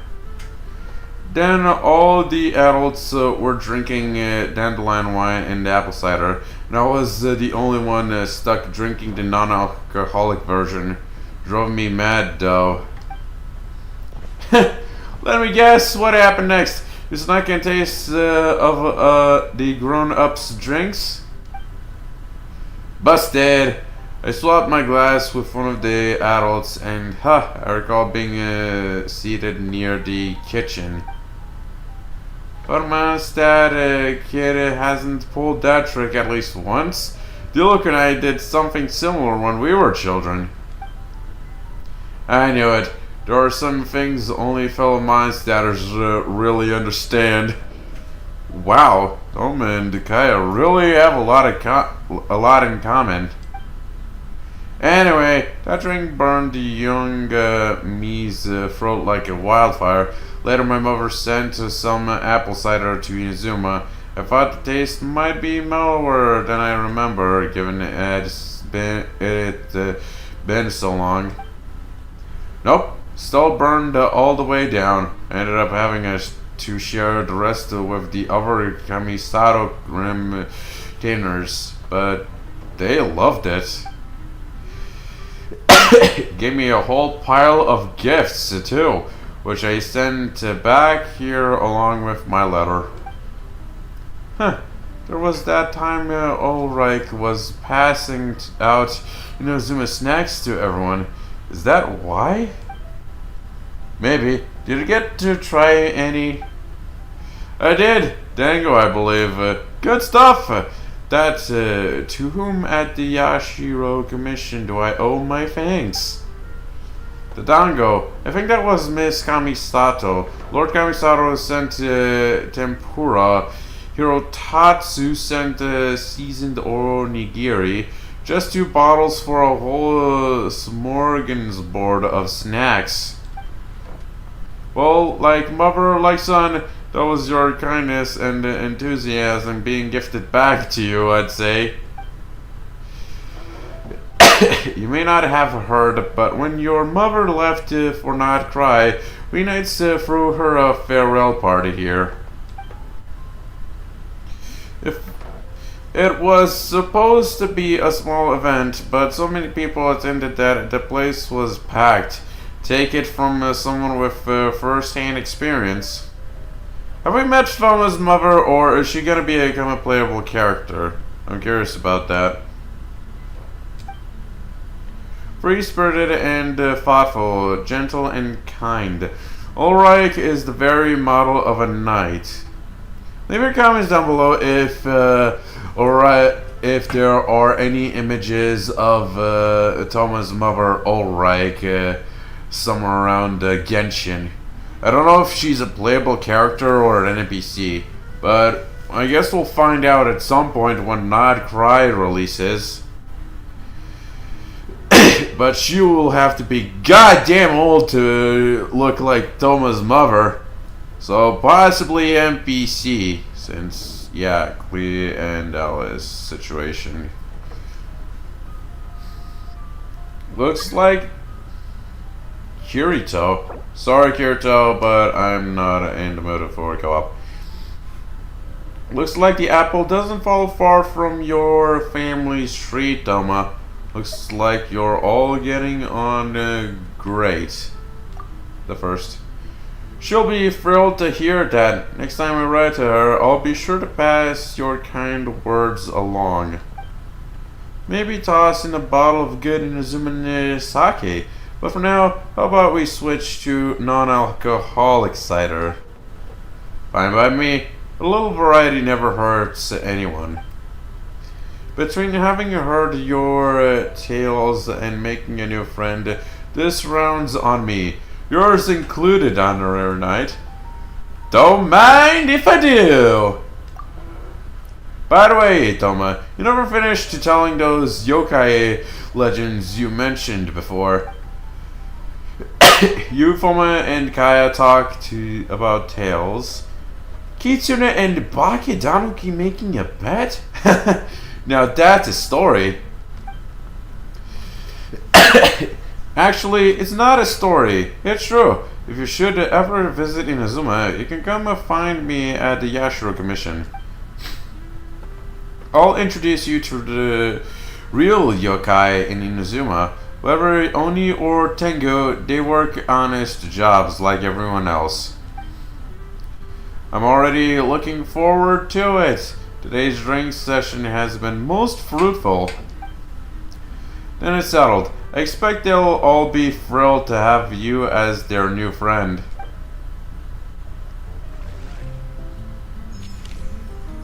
Anecdote has been recorded. Well, that was fun. Wait, we all chatted on the second floor all this time? I thought we were at the first floor. At the bottom floor, actually. Though, I guess you could tell that there were a lot of NPCs. So, yeah. Makes sense that we, Kirara? Okay, interesting. But, yeah. Time to visit Yume Mizuki.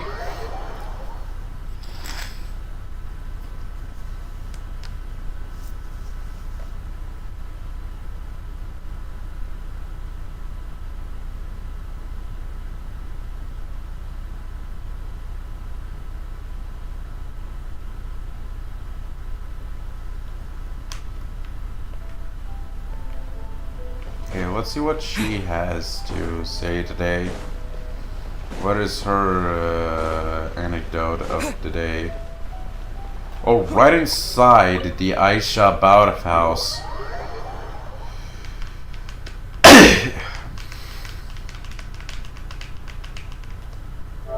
What time is it? Damn. Yeah, his anecdotes are lasting a while.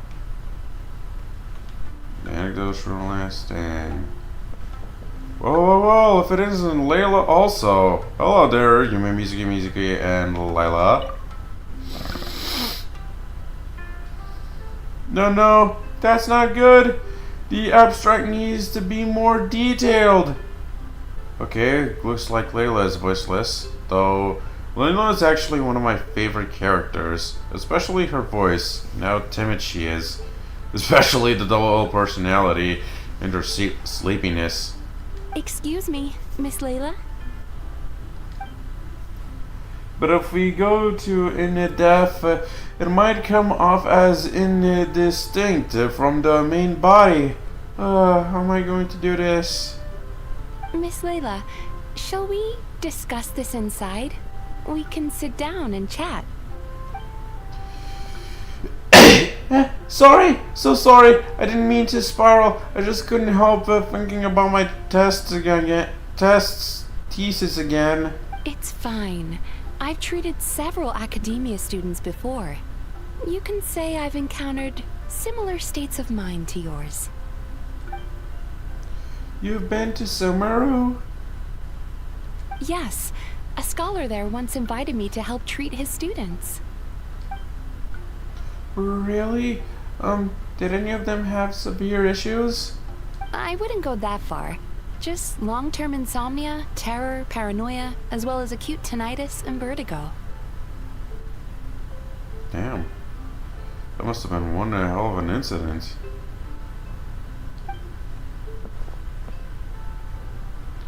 Are you describing thesis writing or monster slaying? I'd rather face the monsters. If you succeeded, then all is well. If you fail, at least you'll never worry about anything else again. But a thesis, I don't even know what counts as success or failure. I'd finally squeezed the third draft out, but upon seeing it, my advisor just flipped it face down on the desk and said, "Forget your thesis for now. First, you need to go to Aisa bathhouse in Inazuma, relax and recover a bit. I've already made the arrangements for you." Your advisor sounds really nice. It's good to kick back and relax now and then. That's correct. I received a letter from Miss Layla's advisor in advance. with details about her situation and a request to provide therapy for her. I think it's quite likely that a mutual acquaintance shared my contact information.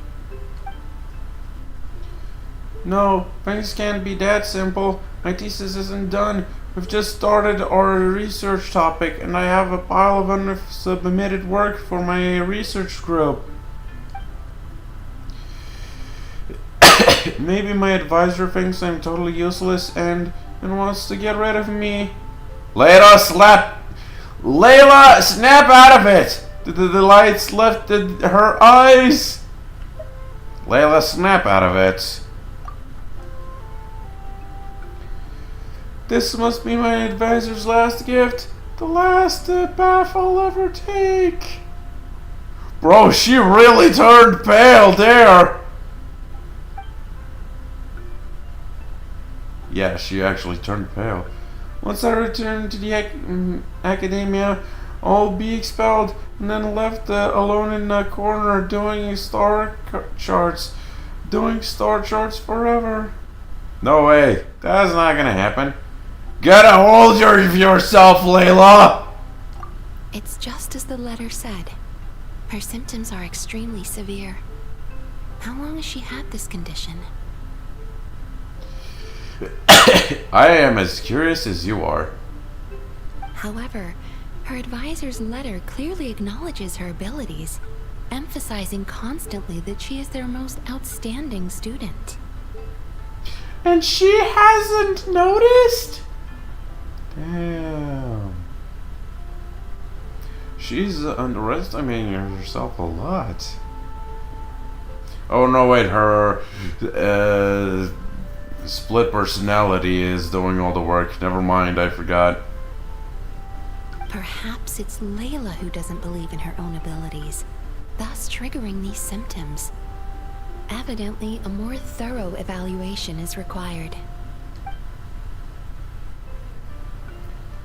Excuse me, I'm going in now. If there's any letters for me, please sign for them.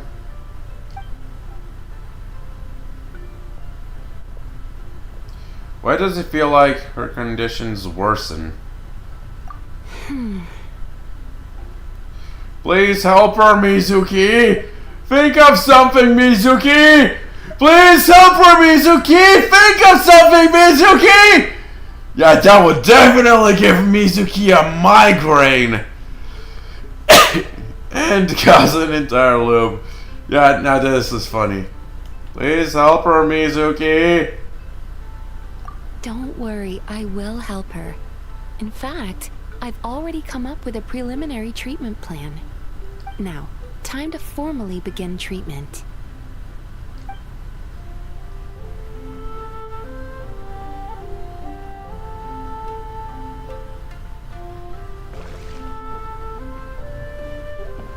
Okay. Oh, I thought the anecdote was over. Oh, now it's over. Yes, this is not just Mizuki, but Layla too. Okay, 3 more anecdotes left. Okay, let's see here. So we got 2 so far, Toma and Mizuki. We got Kirara here. And where else? There should be one in Fontaine, I believe. Okay, now there's 2. So there's Charlotte and Nouvelette.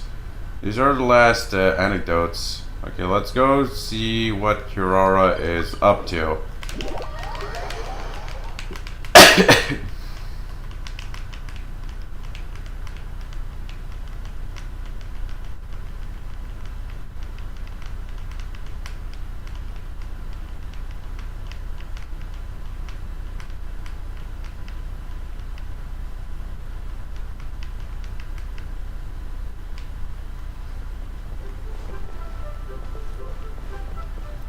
Ramen restaurant? What kind of stuff is Kirara delivering? Or wait, is she on her... Oh. She's with Shangling. Hi, Kirara! Hey, Shangling! I wonder who's gonna be mute this time. if both are gonna be mute or not.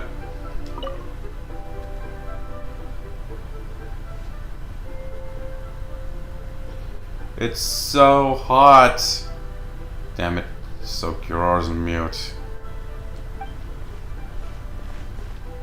And Changwon tune. Damn it. So it's still too much, but this dish doesn't taste any good if left to cool for too long. Oh, taste having? Taste testing? Having some trouble? Traveler, you're here! Kirara just delivered a bunch of fresh fish from Inazuma. I was just thinking that since she came all this way, I should make some piping hot Liyue cuisine for her. After all, a bit of heat is worth free fresh ingredients. So, so good. Hot, so good.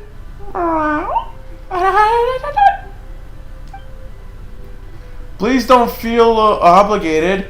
Here, we've got plenty of cold dishes here in Liyue too. I can whip some up for you.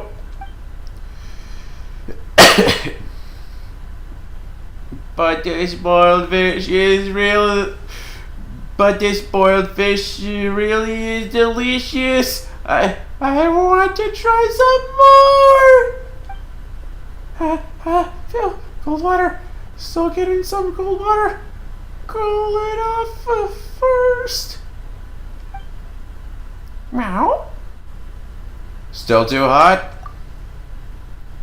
Too spicy. So she's got a cat's tongue after all. Hiya! Take it easy. Here, quick. Put this rice ball in your mouth. That says it helps with the spices. Meow. Says sound a bit better. Let me think. What are some good choices for cold dishes? Whoa, this onigiri is great too. Just as delicious as Granny's sweet and sour. That's a given. Added steamed potatoes and sweet flowers, as well as dried plums and berries.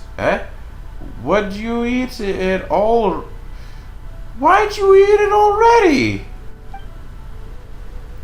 Fung, my fung, it's on fire!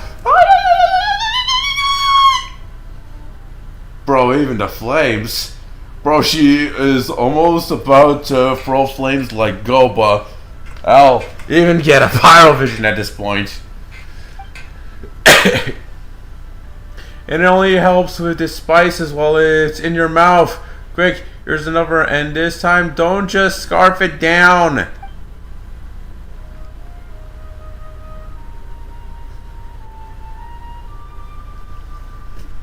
Damn. Kirara has no self-control whatsoever, even though she is a cat. And they disappear. Ow. Okay, last anecdotes are in Fontaine. We got Charlotte and Nouvellette. We only got 5 anecdotes a day. And there can be only 3 at a time existing on in Tevat.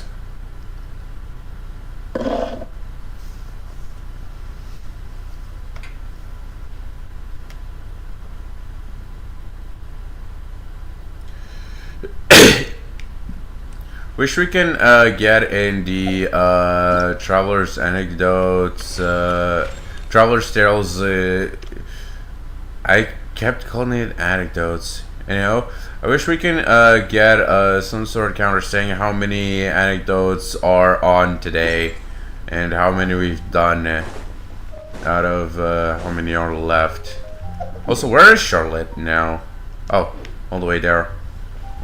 I just didn't see her on the map.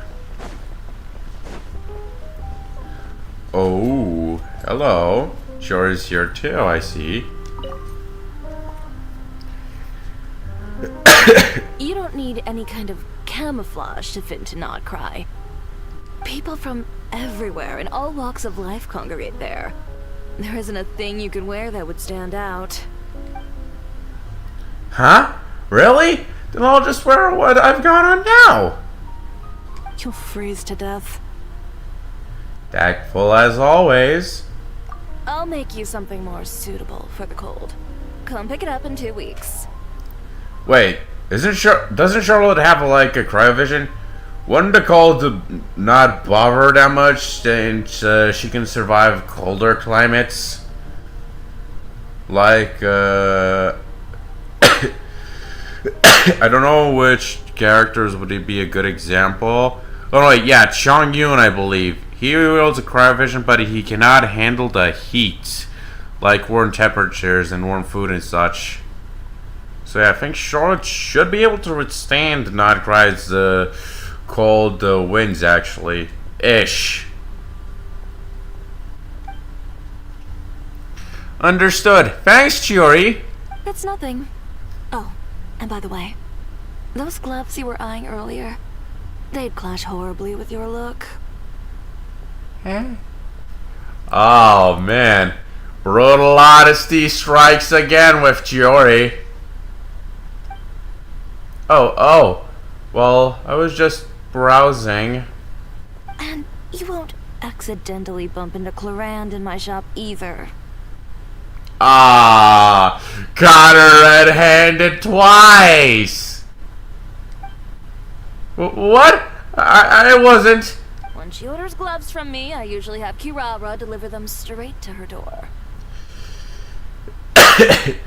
Dun dun dun! Busted! The only person you'll meet camping here for her is Chevreuse. Perhaps you've a taste for the Special Patrol's hospitality? Nope, not at all. Zero interest. Like I said, 2 weeks, in-store pickup. Yes, got it, and thanks.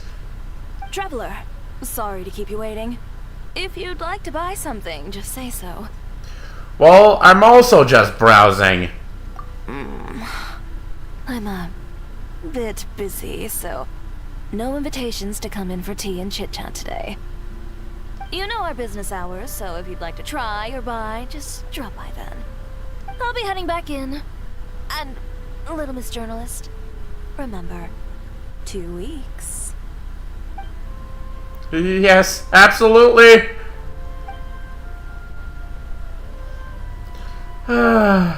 Looks like nothing gets past, Chiori. Time to change tack.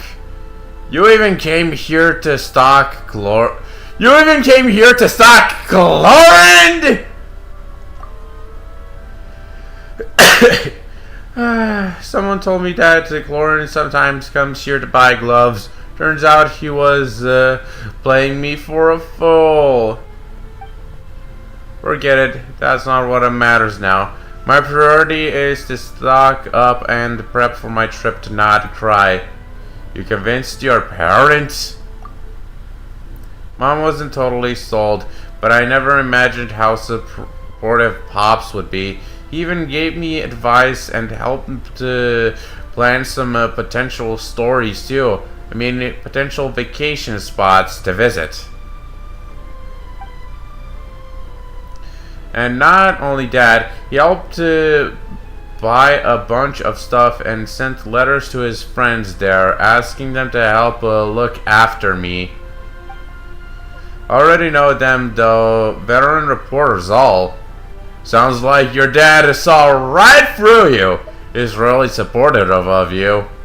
Damn! Charlotte will be hanging on out with the veterans. Shoot, perfect opportunity for her to learn a lot of new stuff.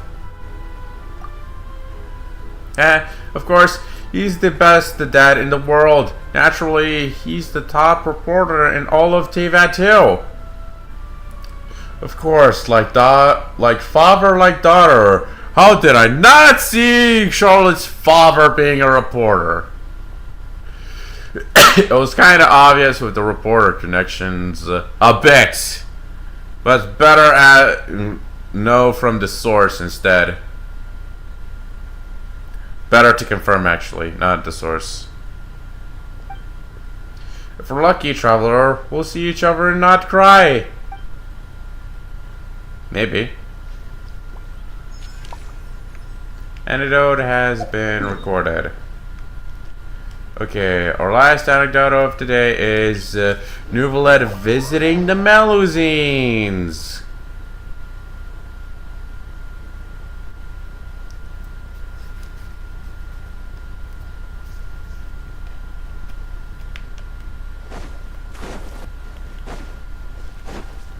Hello, Nouvellette.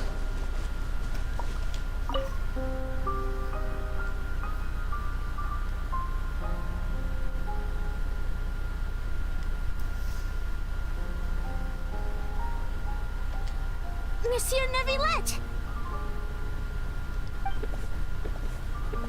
It's been so long. I'm really sorry.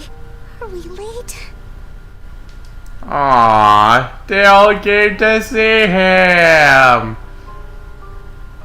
So many Melusines, even though it's actually just 4. Though there are a lot of more Melusines. Who knows where the rest are? No, I was just early. You were right on time. We're here to pick you up. The other Melusines are back in the village making you dinner. Oh, so they're here to pick him up! And Nouvellette invited to dinner.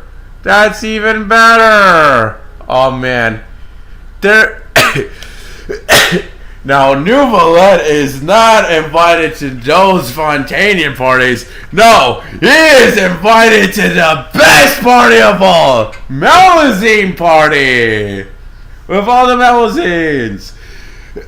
Why hang out with the humans?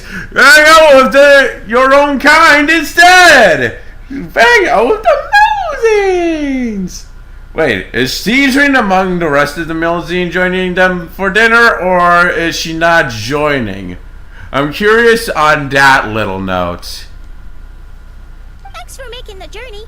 Today, I'll be interviewing you on behalf of Mercy Village. Really? Monsieur Nouvellette, please, take this flower. I just picked it for you. Ah, her voice! It's so squeaky! And she's sounded so cute! Man, Nouvellette is the luckiest guy alive to have so many Melusines admire him. Big bro. I think Monsieur Nouvellette, who constantly wins the Best Elder Brother Award, having so many Melusines admire him as a big brother, even though they're not actually related. In a way. But still. Monsieur Nouvellette! Monsieur Nouvellette! Monsieur Nouvellette! Why is this one trembling? Damn, fangirl much? Calm down, girl. Hey! Relax. He's not hard of hearing, you know. Be polite. Aww. It's all right. Hello, everyone. I'm delighted to see all of you as well. Did you all receive the gifts I had sent over earlier? We did! Everyone loves them. Zana really liked the components you gave her, and she got you a thank you gift. Virida liked them a lot too. She used them to make a pistol. Huh? She used them to make what? That's right! I'll definitely join the Marechaussee Phantom soon. Please believe in me. Aww. Her first dream to become a Marechaussee Phantom. That is nice. Don't put too much pressure on yourself. The process itself is already extraordinarily meaningful. I believe you will learn and gain much. As for me, I've already hung up this skirt you got me. One day, when I'm a real journalist, I'll wear it when I give you an official interview. Don't get ahead of yourself, Lomé. Monsieur Nouvellette is usually really busy. If you want to interview him, you'll have to apply first, then follow the proper procedures to make an appointment. What seeders? Do you mean those super amazing people at horticultural fairs who can grow anything? I've seen them! No, procedures. And they're... well, I don't know either. But that's what Sadine wrote in her letter. Anyway, she also mentioned that there was one day when Monsieur Neuvillette was so busy, he didn't even have time to drink water.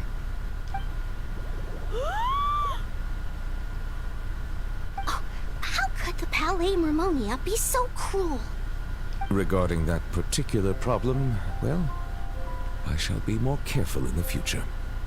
We're all really concerned about your health. It'd be nice if you spent less time working and gave yourself more time to rest instead. Oh no, we got sidetracked, didn't we? How far into the interview did we get? You haven't even started, Lomé. You're still in the reporting stage. All right.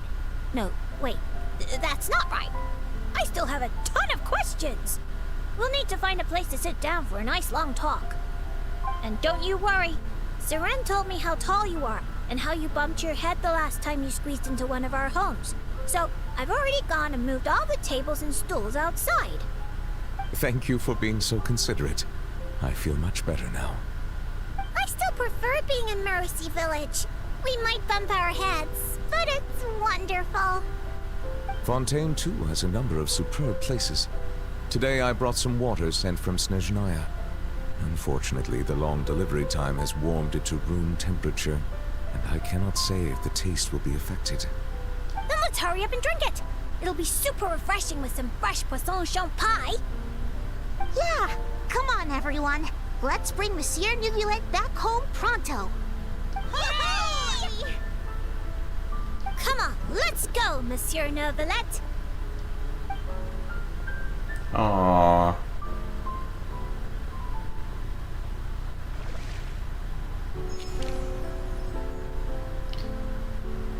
That was wholesome.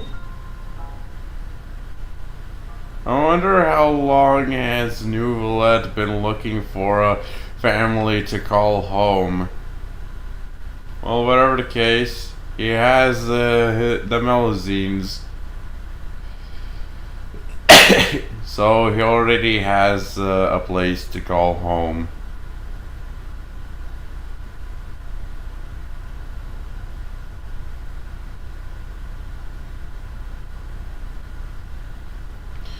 Anyhow, I think that's all for today. There's also TCG. I forgot about that, but yeah, it's been a long day, and there's a lot of stuff that is about to come up in the next couple of days. So yeah.